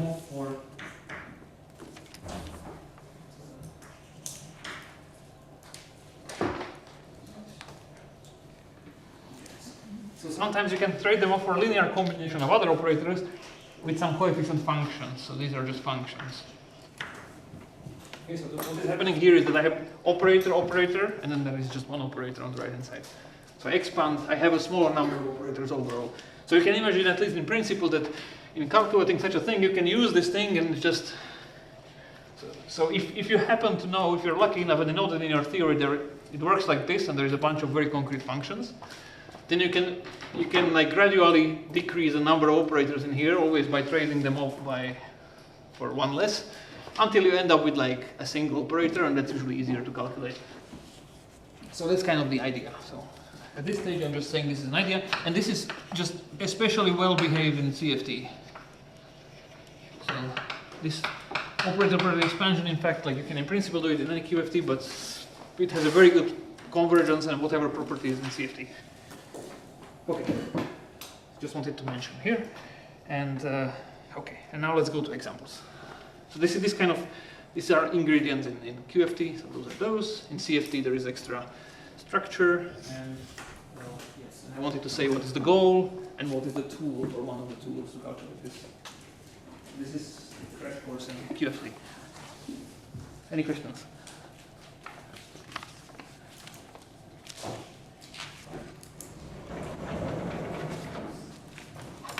Okay. Well, if not, then what about examples?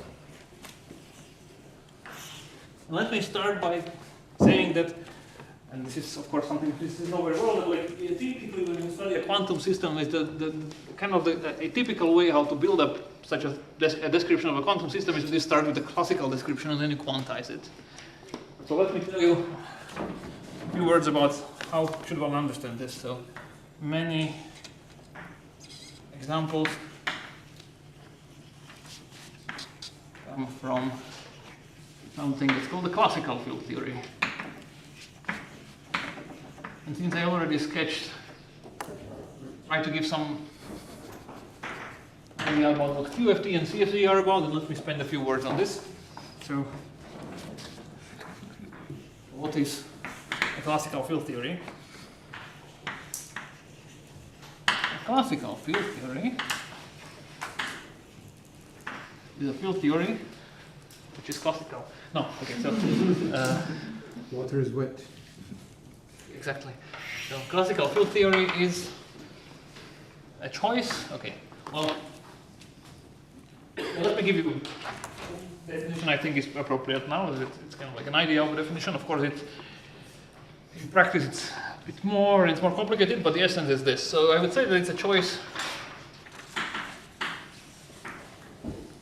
of a real function. Okay, real is not really the important part here. Function S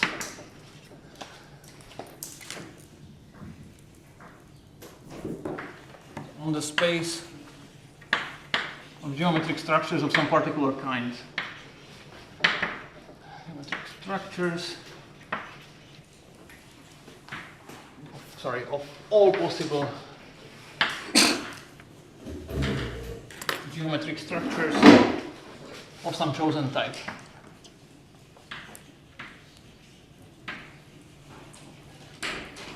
And in this particular case, it will be much clearer. Well, I will give you an example which will make clear what I mean here. But let me say, before that, just say what a symmetry is, since I talk about symmetries in the quantum setup.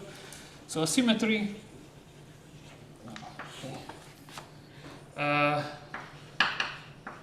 is an action of a group G on the space of these structures, these geometric structures.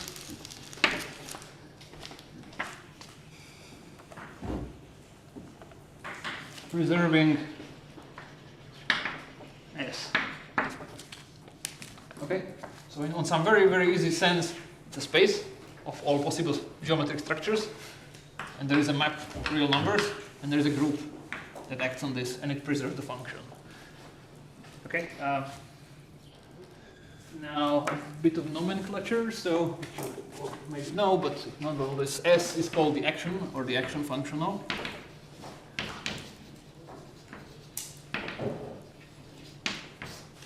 And these geometric structures, I will call them fundamental fields.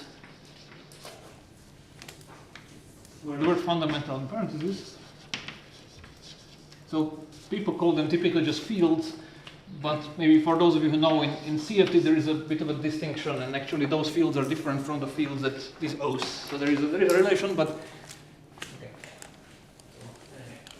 It makes sense to call these things fundamental fields just to distinguish them. Okay, now let me give you examples. We should clarify what I mean here. So, examples. So let me give you 3 examples. So one of them, general relativity.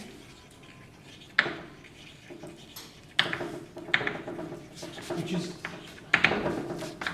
let's say, a vacuum.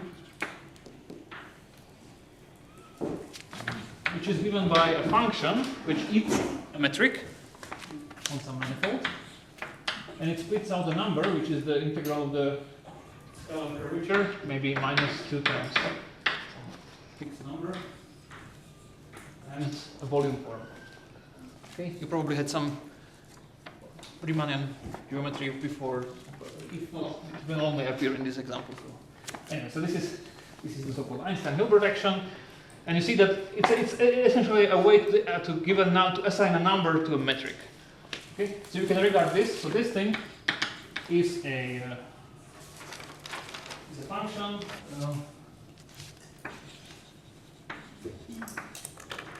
On the space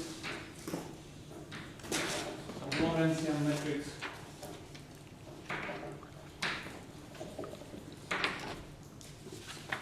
on some, let's say, fixed manifold, let's say oriented manifold, and with some lambda number. Okay, so the way it fits into this is that I have a space of geometric structures. My geometric structures are now Lorentzian metrics on a space, and I have a function on those, on this space, which is this. And in this case, I can, for instance, take my symmetry group to be the group of diffeomorphisms of M, because diffeomorphisms act on metrics. I can pull metrics back, and transform them to different metrics. And this action is invariant, famously. So here, G, the diffeomorphism group of M, and oriented as those. Okay, doesn't matter. Okay, so is it clear how this fits into that? My space of structures is now metrics, nothing else, just metrics, and I have a function, and it's this. Okay, this is.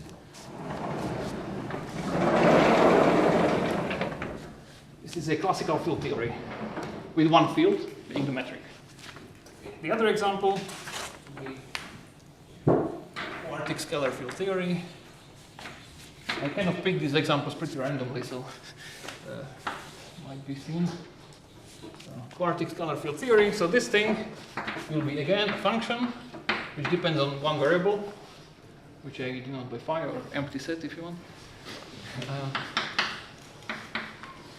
And well, I write it okay. Make differential geometric people happy, I will write it like this.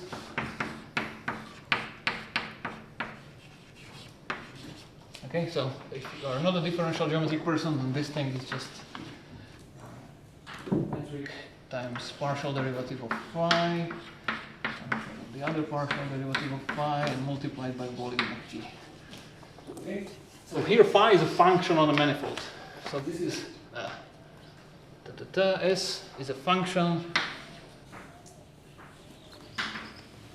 on the space of functions on fixed manifold, on a fixed, in this case, Riemannian manifold.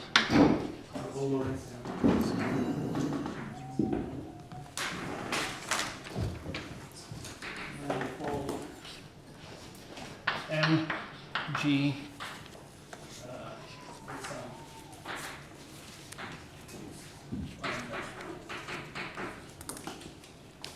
okay, so are the ingredients clear? I have a manifold. I have a fixed Riemannian manifold with a metric and some fixed number, and then I can write this kind of function on the space of smooth functions on M.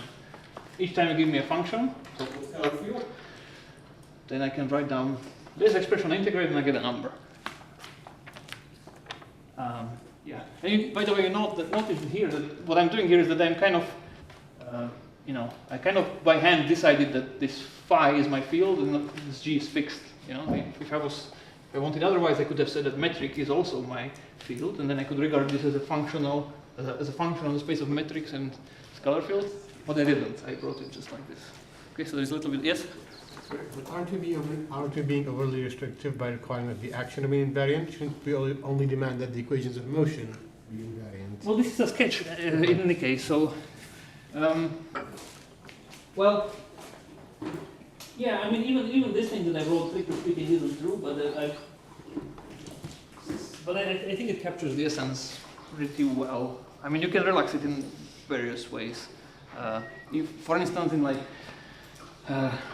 well, one way to generalize this is like, where there is many physical systems where there is no group to X, but there is instead some like groupoid or something, and like supersymmetric theories are examples where the thing that actually the X is not even a groupoid, it's something even, yeah. So, but I think this is a good definition. So it's just the spirit of it, but not the whole story. Exactly. Yeah. No. In section 3, everything is just a spirit. Like, yeah. That's why I didn't call it a definition, but I called it an idea. I probably erased it now, but yeah. So in the QFT, the objective was to calculate correlators. What's the objective in classical field theory? So, well, whatever you like. Well, I would say, well, you can quantize it and then calculate correlation functions. Fair enough. Or you can try to solve the equations of motion in some special case. So equations of motion are simply the variation, like the conditions for this to be extremal. So you can look at points where this is extremal, this action. You can, I don't know, what's the goal? Typically people say that they want to quantize everything, so I just Statistics. Maybe it's a silly question, but what do you mean when you say quantize? yeah, very good. I'm getting there. But it's not a silly question at all. But actually the way I'm getting there is that I will mention it now and I will say that I won't mention it. Okay, let me mention it now that I'm erasing it. So, is that what I wanted to do right now? I think so. No, I want to give one more example before talking about quantization. No, wait. Did I mess this up? Yeah, I will get to that a little bit later. But essentially, the spirit is that there exists a very interesting procedure, which is well, maybe I shouldn't really call it a procedure, but there is an idea of a procedure where you can start with an object of this form, and you can try to assign to it this quantum field theory. And then you say that, okay. And that procedure is called quantization. It's not really a procedure in the sense that it would like work each time I give you something like this. It's a bit of a subtle thing, and well, the most pragmatic way to approach it is that in examples such as these, there is like a very usual prescription that people do, that is well motivated from various ways, and it leads to something like the quantum field theory. There, for instance, for this one, it's a bit of a complicated question how to quantize this thing. It's a famous problem. But yeah, But the idea is that there is some sort of procedure that allows you to construct a quantum field theory out of a classical field theory. And it works in some examples. There is some, you can in some instances or some parts of it you can make rigorous, and there is interesting things arising from there, even like mathematically insights and everything. But overall, it's not really like a map that would take this and output that. But the idea is that it's an idea of a map. Yeah. And those fields in that idea, those fundamental fields are the ones that will correspond to these O's, these operators. And the distinction fundamental here that I made here is that what usually happens is that those O's that you have there, they correspond not just to those, but also to all various derivatives of those and products of those. That's how it appears in CFT, for instance. So, and the group there typically becomes a symmetry group in a quantum sense, except not always. It can break. That's kind of, I will say that in a second. And what else? And there is some prescriptions on ideally how to build the Hilbert space.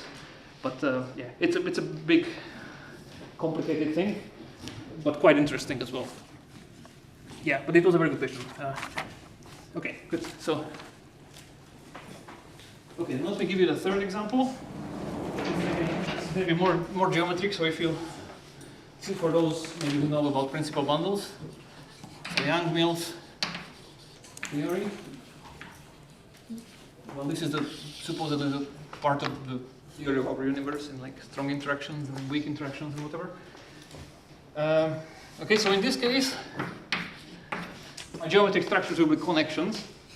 And my action functional will be the integral of this. Okay, so this is a function So only look at this if you know what principal bundles are, or connections. So this is a function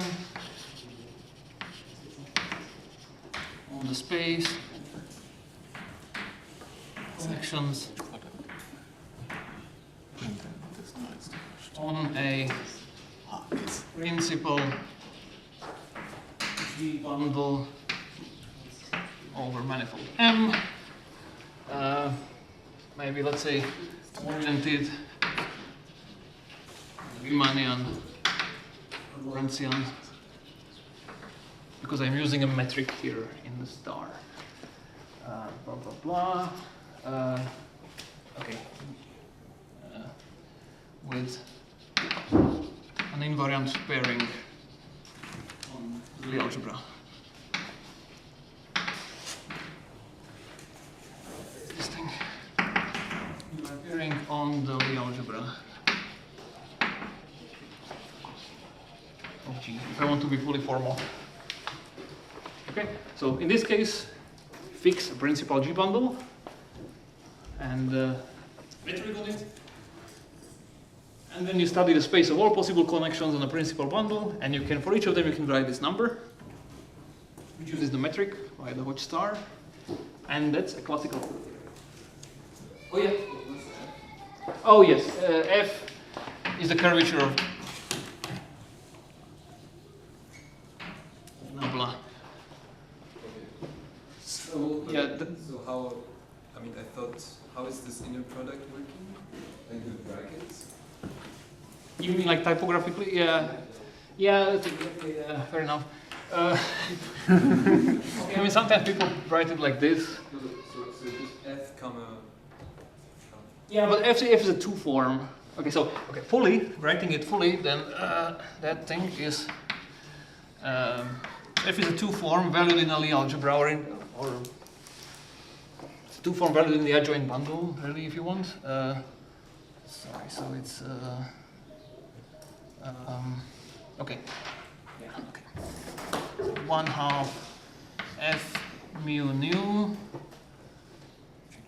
These are the form indices, so this thing is not a function, but it's valid in an adjoint bundle, or if you want, like in a Lie algebra. So I pair this one with it's using the pairing on the Lie algebra, and then I multiply it by the volume of G. That's what I mean by that. So yeah, in a particular case, you kind of recover. Well, okay, yeah, well, this, where I raise the indices using the metric. It's not really important for what is to follow. I just wanted to throw this as a nice example. But does it make sense? Yeah, and okay, so this hopefully illuminates. I mean, I just wanted to like classical field theory is really something simple like this. It's an action function I want to define in the class of fields, which are just by which you just mean geometric structures of a particular kind, be it metrics, smooth functions, or connections, or whatever else, or various combinations of those. Good. Okay, now getting back to our story of CFTs, because this is supposed to be, after all, examples of CFTs. So suppose we start with a classical field theory. Classical field theory, which has two properties. This is the way that links the story a little bit to string theory. So suppose that we start with one of these gadgets, such that I want two things from it. Metric. First property is that metric is one of the fields, the fundamental fields. Okay, that's one property I want from this theory. And the second, I want that the group G contains two things. First of all, diffeomorphisms.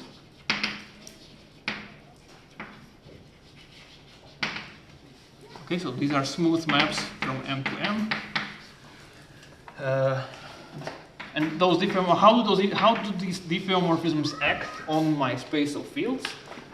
Well, if I have a metric, then I can pull it back. I can just apply the map to bring the metric. I can drag the metric through my map. Okay, so I can just bring it back. And the second thing is the so-called Valach transformations.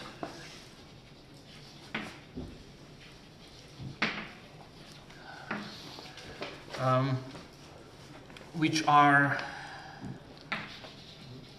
parameterized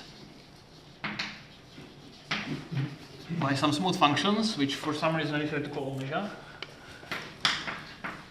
So okay, this is a notation for smooth functions on M. And how do these things act? Oh, sorry. Okay. Sorry. Going back to the first bullet, I want the metric is one of my fundamental fields. So, i.e., my fields are, I will write them as G, and then a bunch of other fields which I will call phi I. Okay, and then I should also tell you that these phi I are also pulled back.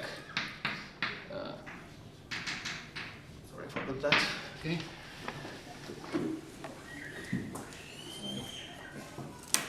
Diffeomorphisms act on my fields, so I want them to act on both things. And these Valach transformations, the way they act,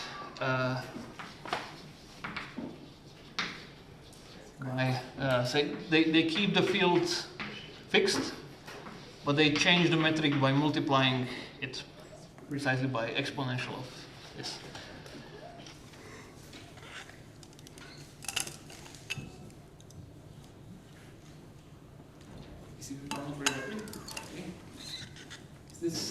Okay, so what does it mean? Okay, so this is the end of statement. So what does it mean? I want to have a function which depends on G and on a bunch of these phi i's, and I want that, for instance, maybe my general relativity will work, or maybe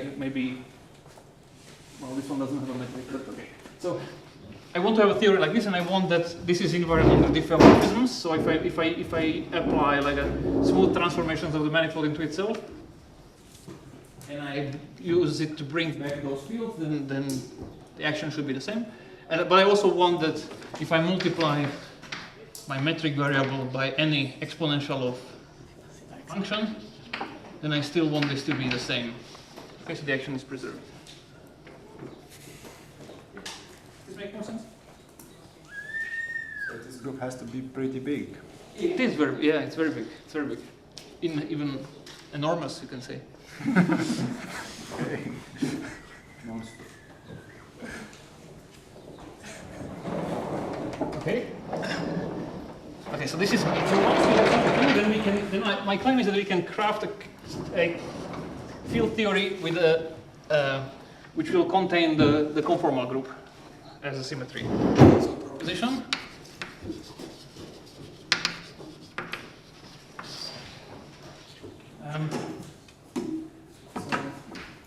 fixing our metric to be some fixed metric. I don't know, G hat. Okay. We can obtain a new classical field theory, which will now depend on, well, on one field less. Okay, so let me call it S hat. This is a field theory that will only depend on my phi's, and the way I define this action functional is that I take it to be the value of G hat. Yeah, I simply, this is what I mean, I fix the metric. So I have now a smaller theory with less field. Okay, and the claim is that this theory is conformally invariant.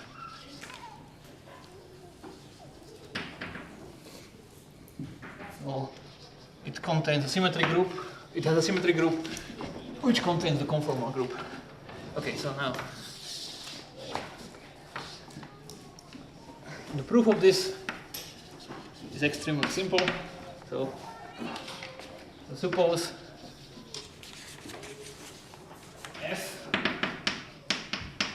suppose I have a diffeomorphism such that if I pull back the metric by it, then it gets multiplied by, they call it exponential of some function. Oh, sorry. If I pull back my fixed metric, okay. So I'm supposing that f is a conformal transformation for my fixed metric. F is a conformal transformation for this fixed metric. And then let's see what happens if I take my new theory, S hat, and then I apply, which now depends only on phi's, and now I pull them back along this map. So I apply this F star. Okay, so first, using the definition, this is the same as G hat times whatever the argument was. Okay, so this is just the definition. Now I can use the fact that, well, this theory was while invariant under while transformations. This thing above. So I can just automatically write something like this.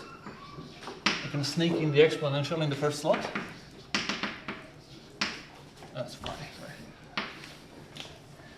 Okay, but now what is the exponential of G hat? Exponential times G hat, it's this. It's roll back to G hat. Now I use the diffeomorphism invariance, which tells me that if I pull everything back, then it's the same as if I didn't pull anything. F to G of phi, which by definition, G hat, thank you, is S hat of phi. Okay? Yeah, so we see that. Yeah, so we see that this new theory is such that if I have a conformal transformation for my G hat, then starting with my theory, which now doesn't remember any metric or anything, it only depends on these variables, and I apply this conformal transformation, it will preserve this new action. Okay, which means that, yeah, that it's a symmetry. What goes wrong if we let the metric be free as well? Sorry? If we let the metric be a field, what goes wrong in this proof? Well, we can just do it for every G and it's kind of like do it G by G. But, yes, but you see this conformal invariant, which means invariant under transformations preserving this G hat.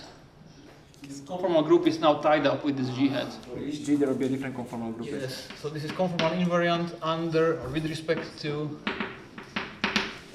conformal transformations of this fixed metric G hat. Okay. Yeah. Yes. Maybe just on the first bullet point, on the bottom board. Yes. The metric is one of the fundamental fields. Mm-hmm. So what exactly is that object? It's still an operator, but There is no. So this is still. We are still in the section with the classical fields. okay. So this is just fields are just some geometric structures or geometric objects. And so for instance, yeah, one of them could be the metric, and the other ones could be some other objects, which could be some connections, it could be sections of some bundles, it could be smooth functions, forms. So far, there's no operators. This is just geometric structures on a space, on a manifold. Does that answer? Good. Okay. Any other questions?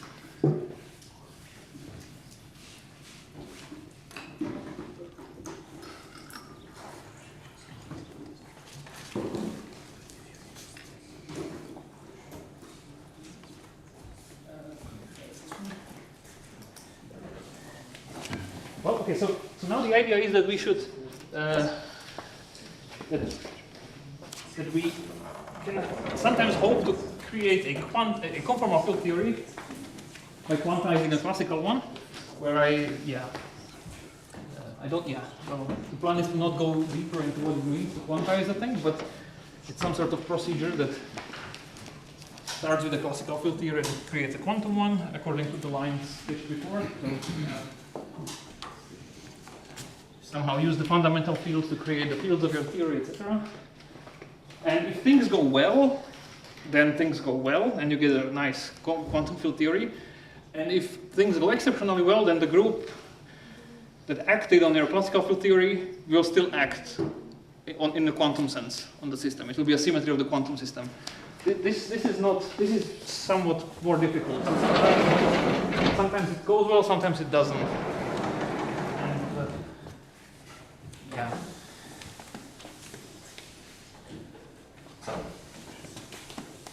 at least there is a hope that you can get something out of this.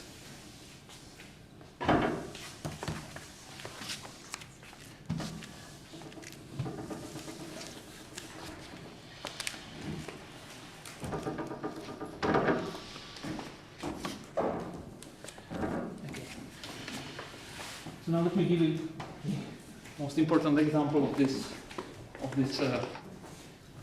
wild invariant diffeomorphism invariant theory. Okay. There is no question. Okay, so let's say example. And this is called the Polya collection. One of the starting points in string theory, the main starting point. So, what is the data here? So, what is the thing that we fix? So, it's a classical field theory. I'm still in the realm of classical field theory. Okay, this is an example of that. And it will have this property that it will be invariant, and it will have these 2 bullet points. So what is the data? So what we fix is that fix an n-dimensional manifold M, and also another manifold N with a metric. So I will write it capital G to make it clear that it has nothing to do with any of the metrics that we've encountered before. This is a Riemannian manifold. Or Lorentzian, depending on what is your preference. Okay, so space with a metric and a different space. Okay, and then I define an action which will now depend on 2 variables, small g and big X, where the small g is now a metric on M. Okay, this is my first geometric structure, and the second geometric structure is a map from M to N. Okay, so it's a bit different. It's not a connection, it's not the section of a bundle, but it's instead some other geometric thing that lives on M, namely it's a map to a different manifold. Okay, so this is now my classical field theory. I will define a function that depends on these 2 geometric structures, and in cooking it up, I will use what I fixed above. So what I do is that I take my metric that lives in N, on this target of this map, I bring it back, I get some tensor, this is there, and then I pair it with my metric that I have there, with the inverse of my metric, and then I integrate over the volume of G. Okay. If this looks too alien, then I can write it maybe one way. This is the same if you break it in coordinates as determinant of G, G mu, partial mu of X. X is a map from here to here, so there, if I pick some coordinates on both sides, for instance on N, then there will be some coordinates X A.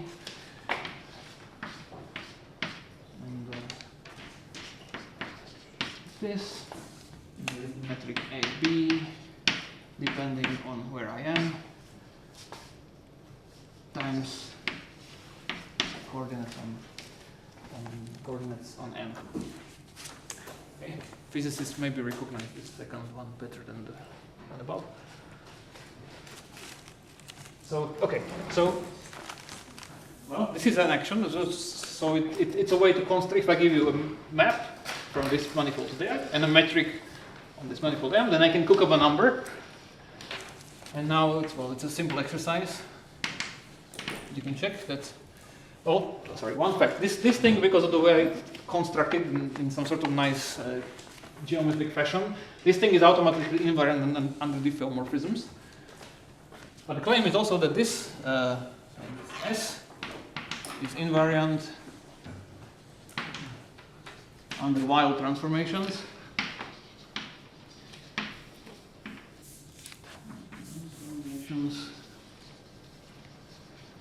in other words, it's invariant under the change of the metric like this.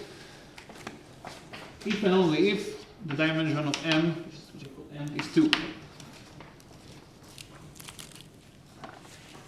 Okay, this is a fun exercise. If you know a little bit of differential geometry, you can just do some counting on your fingers, and you can check out that because of this factor and this factor, the scaling you can't so precisely.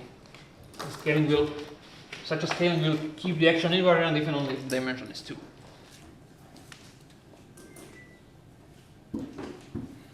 And in this case, it turns out that if you quantize this theory by this mysterious quantization procedure, then you get some interesting stuff, which, and in fact, the conformal, a very famous and very basic conformal field theory, which is kind of the starting point of like developing string theory. So, yeah, so this produces CFT quantization. Which CFT? A CFT. Do we know which one? Well, no, because so far we didn't see any example. So this is one example. Okay. So okay, so so more seriously. So if I in a special case, so in the simplest case,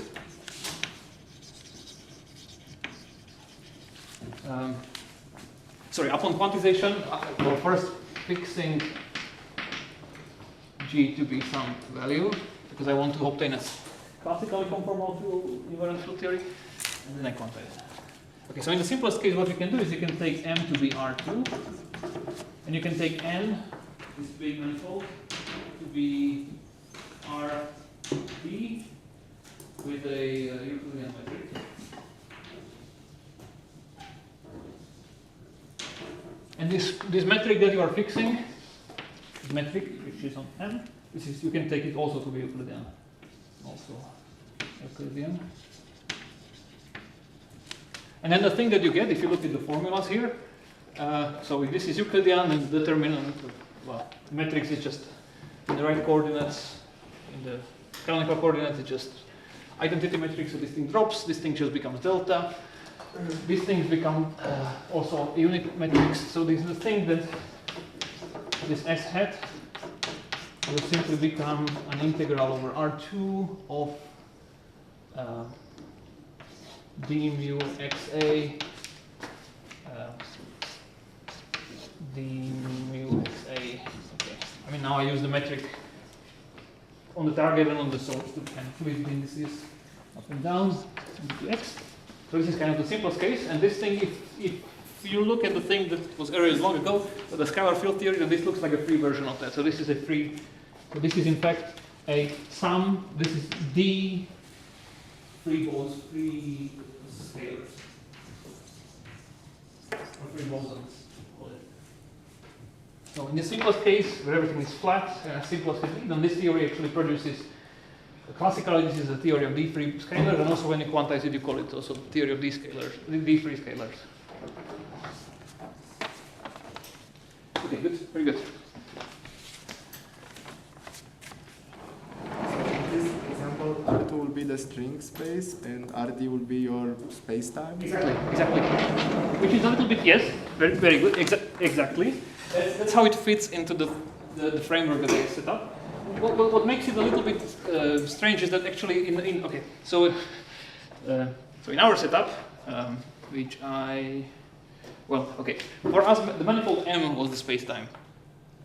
So the space where the geometric structures live, that's what we normally think of as a space-time.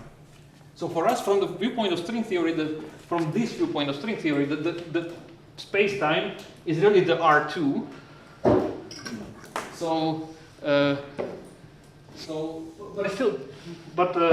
But that's just because, here the definition of space-time is a bit stretched. Like the way it fits into the definition before is this thing, that's the space-time. But the way the string theory describes the universe, or describes this universe, is that the way string theory works is a bit more subtle, and the space-time is actually, like our space-time is actually this thing, but the way you describe it in string theory is that they describe it by studying two-dimensional field theories, which technically live on two-dimensional things, which according to my definition I should call space-time, but so there is two notions of space-time here. So for our purpose, I mean they are compatible, but also exclusive. So yeah, as far as our definition goes, and it's a good definition, it's this is the space-time, because this is where the geometric structure of the theory lives. But if you want to know about string theory and all such, then the way string theory talks about our space-time is that you use it as a target for this.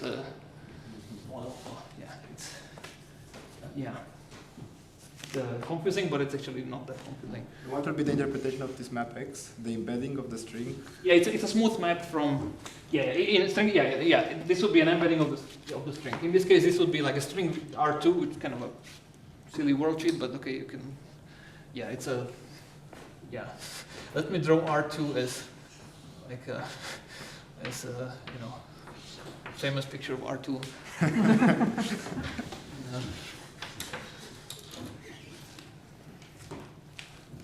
Yes. So yeah. Okay. Since I only have like a few sentences that I wanted to say, so we will finish by 7, I think. So is that okay with everyone? You have until 7:30. I know, but we can. If it's okay if we finish at 7. That's fine.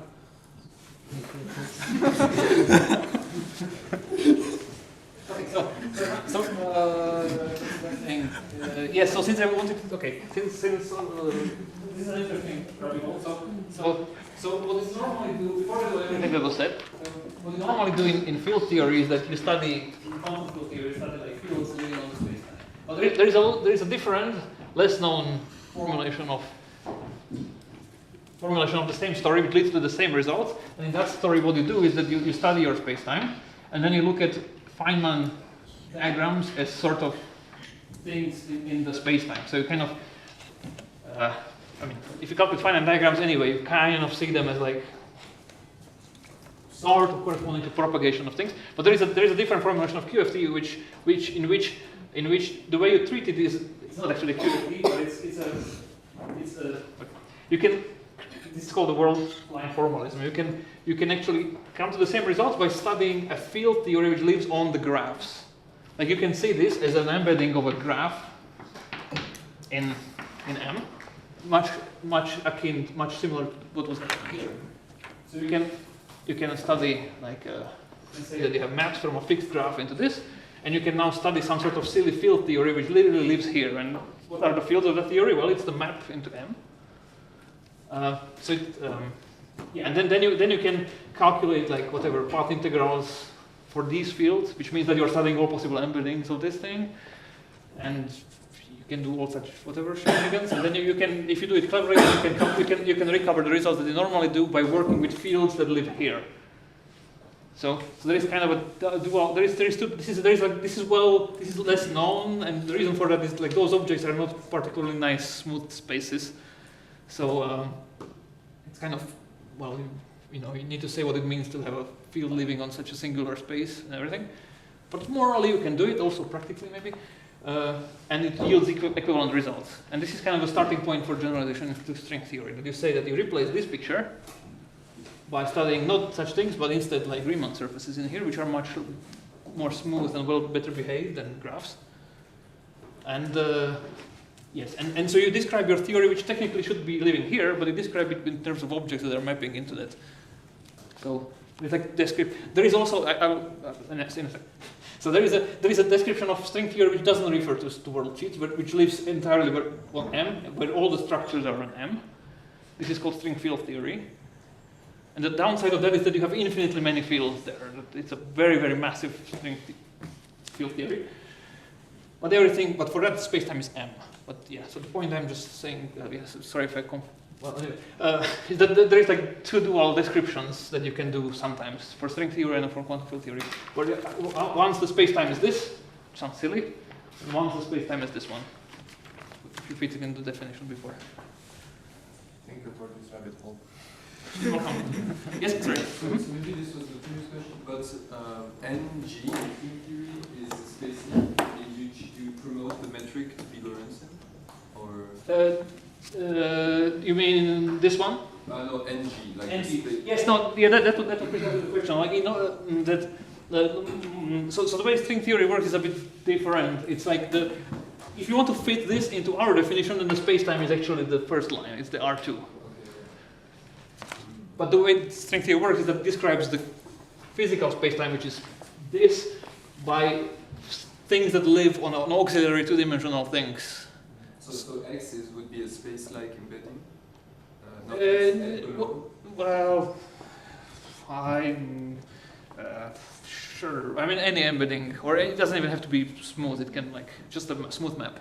Sorry, okay. It doesn't have to be embedding. It could be a smooth map.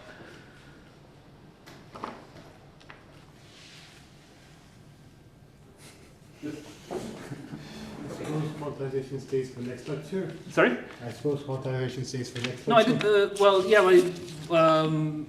sure. But I mean, I didn't want to go into that too much anyway. But I wanted to mention a second example, which is kind of funny. Example. We left 3 minutes. And this is the Yang-Mills theory from before. No, sorry. So remember that the Yang-Mills theory before, as I wrote it, it depended on the connection. But in constructing it, we use the metric, right? So let me now view it as a theory which also depends on the metric. Remember that this was, how did I write it? 1/2 f mu nu f mu nu volume of G. So there is metric here and metric used in the raising of the indices. Okay, so I can see this, I can choose how to see this theory. Now I choose it in the theory of two variables, of metric and this thing. And well, and now you can check, this is an easy exercise again. Boils down to more or less the same thing. So this is, first of all, this thing is diffeomorphism invariant. That's a fact. That's kind of by construction. And it is also, it is Weil invariant as well.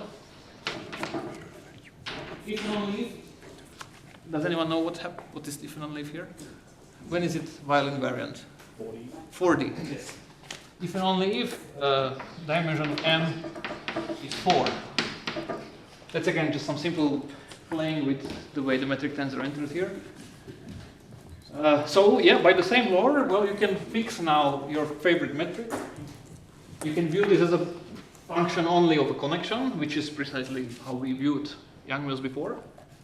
And we know by the abstract argument that, well, this thing still will be invariant under conformal transformation. So Yang-Mills is actually a conformal theory on the classical level. Unfortunately, in this example, things break when you quantize. So this is actually here, things break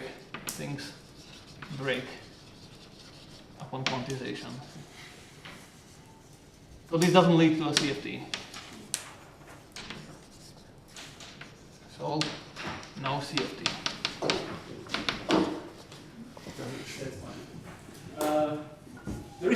There is ways to remedy this.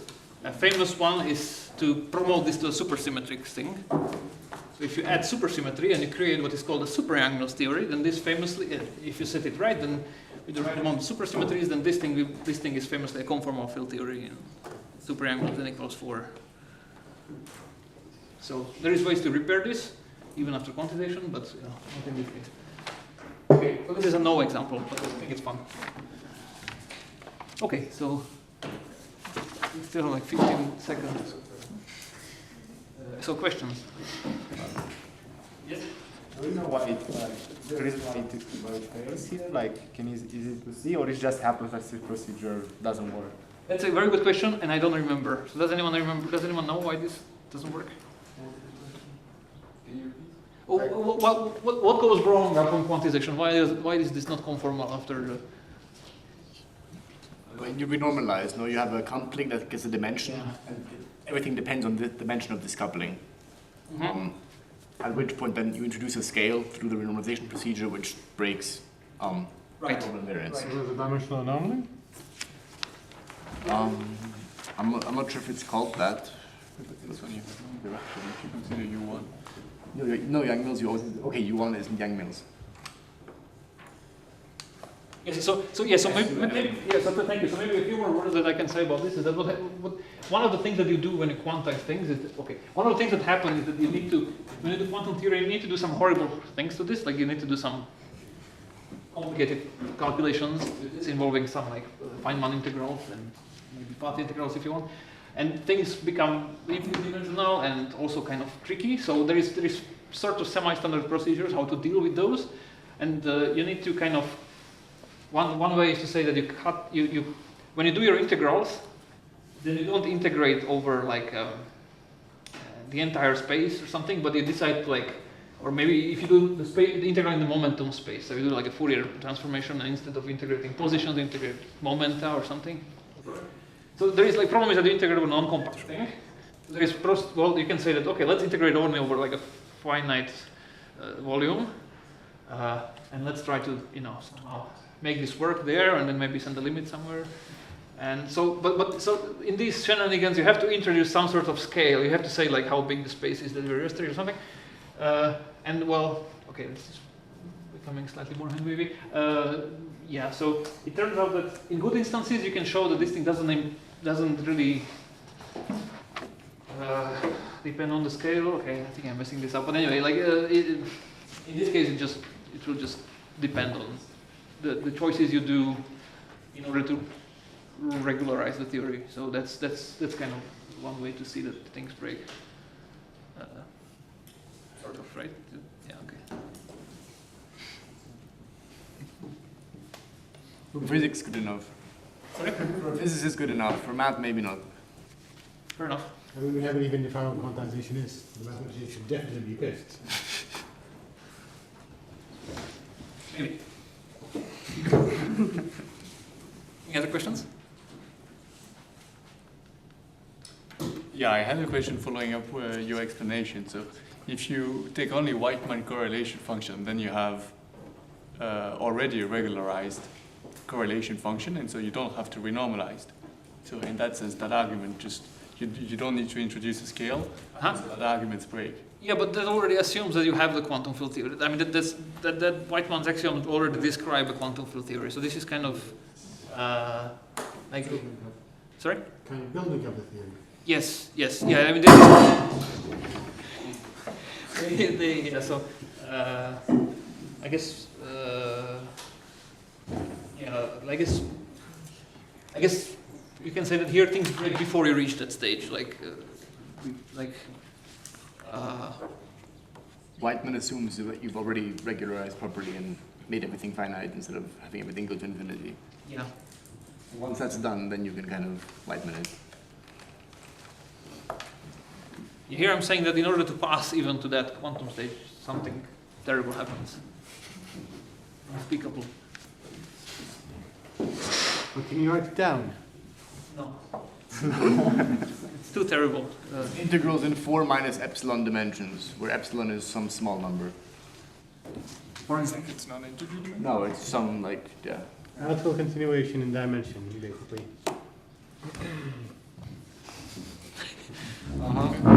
Okay, well, Can you explain this to me in more detail? I can try. this seems to be a good place to stop, so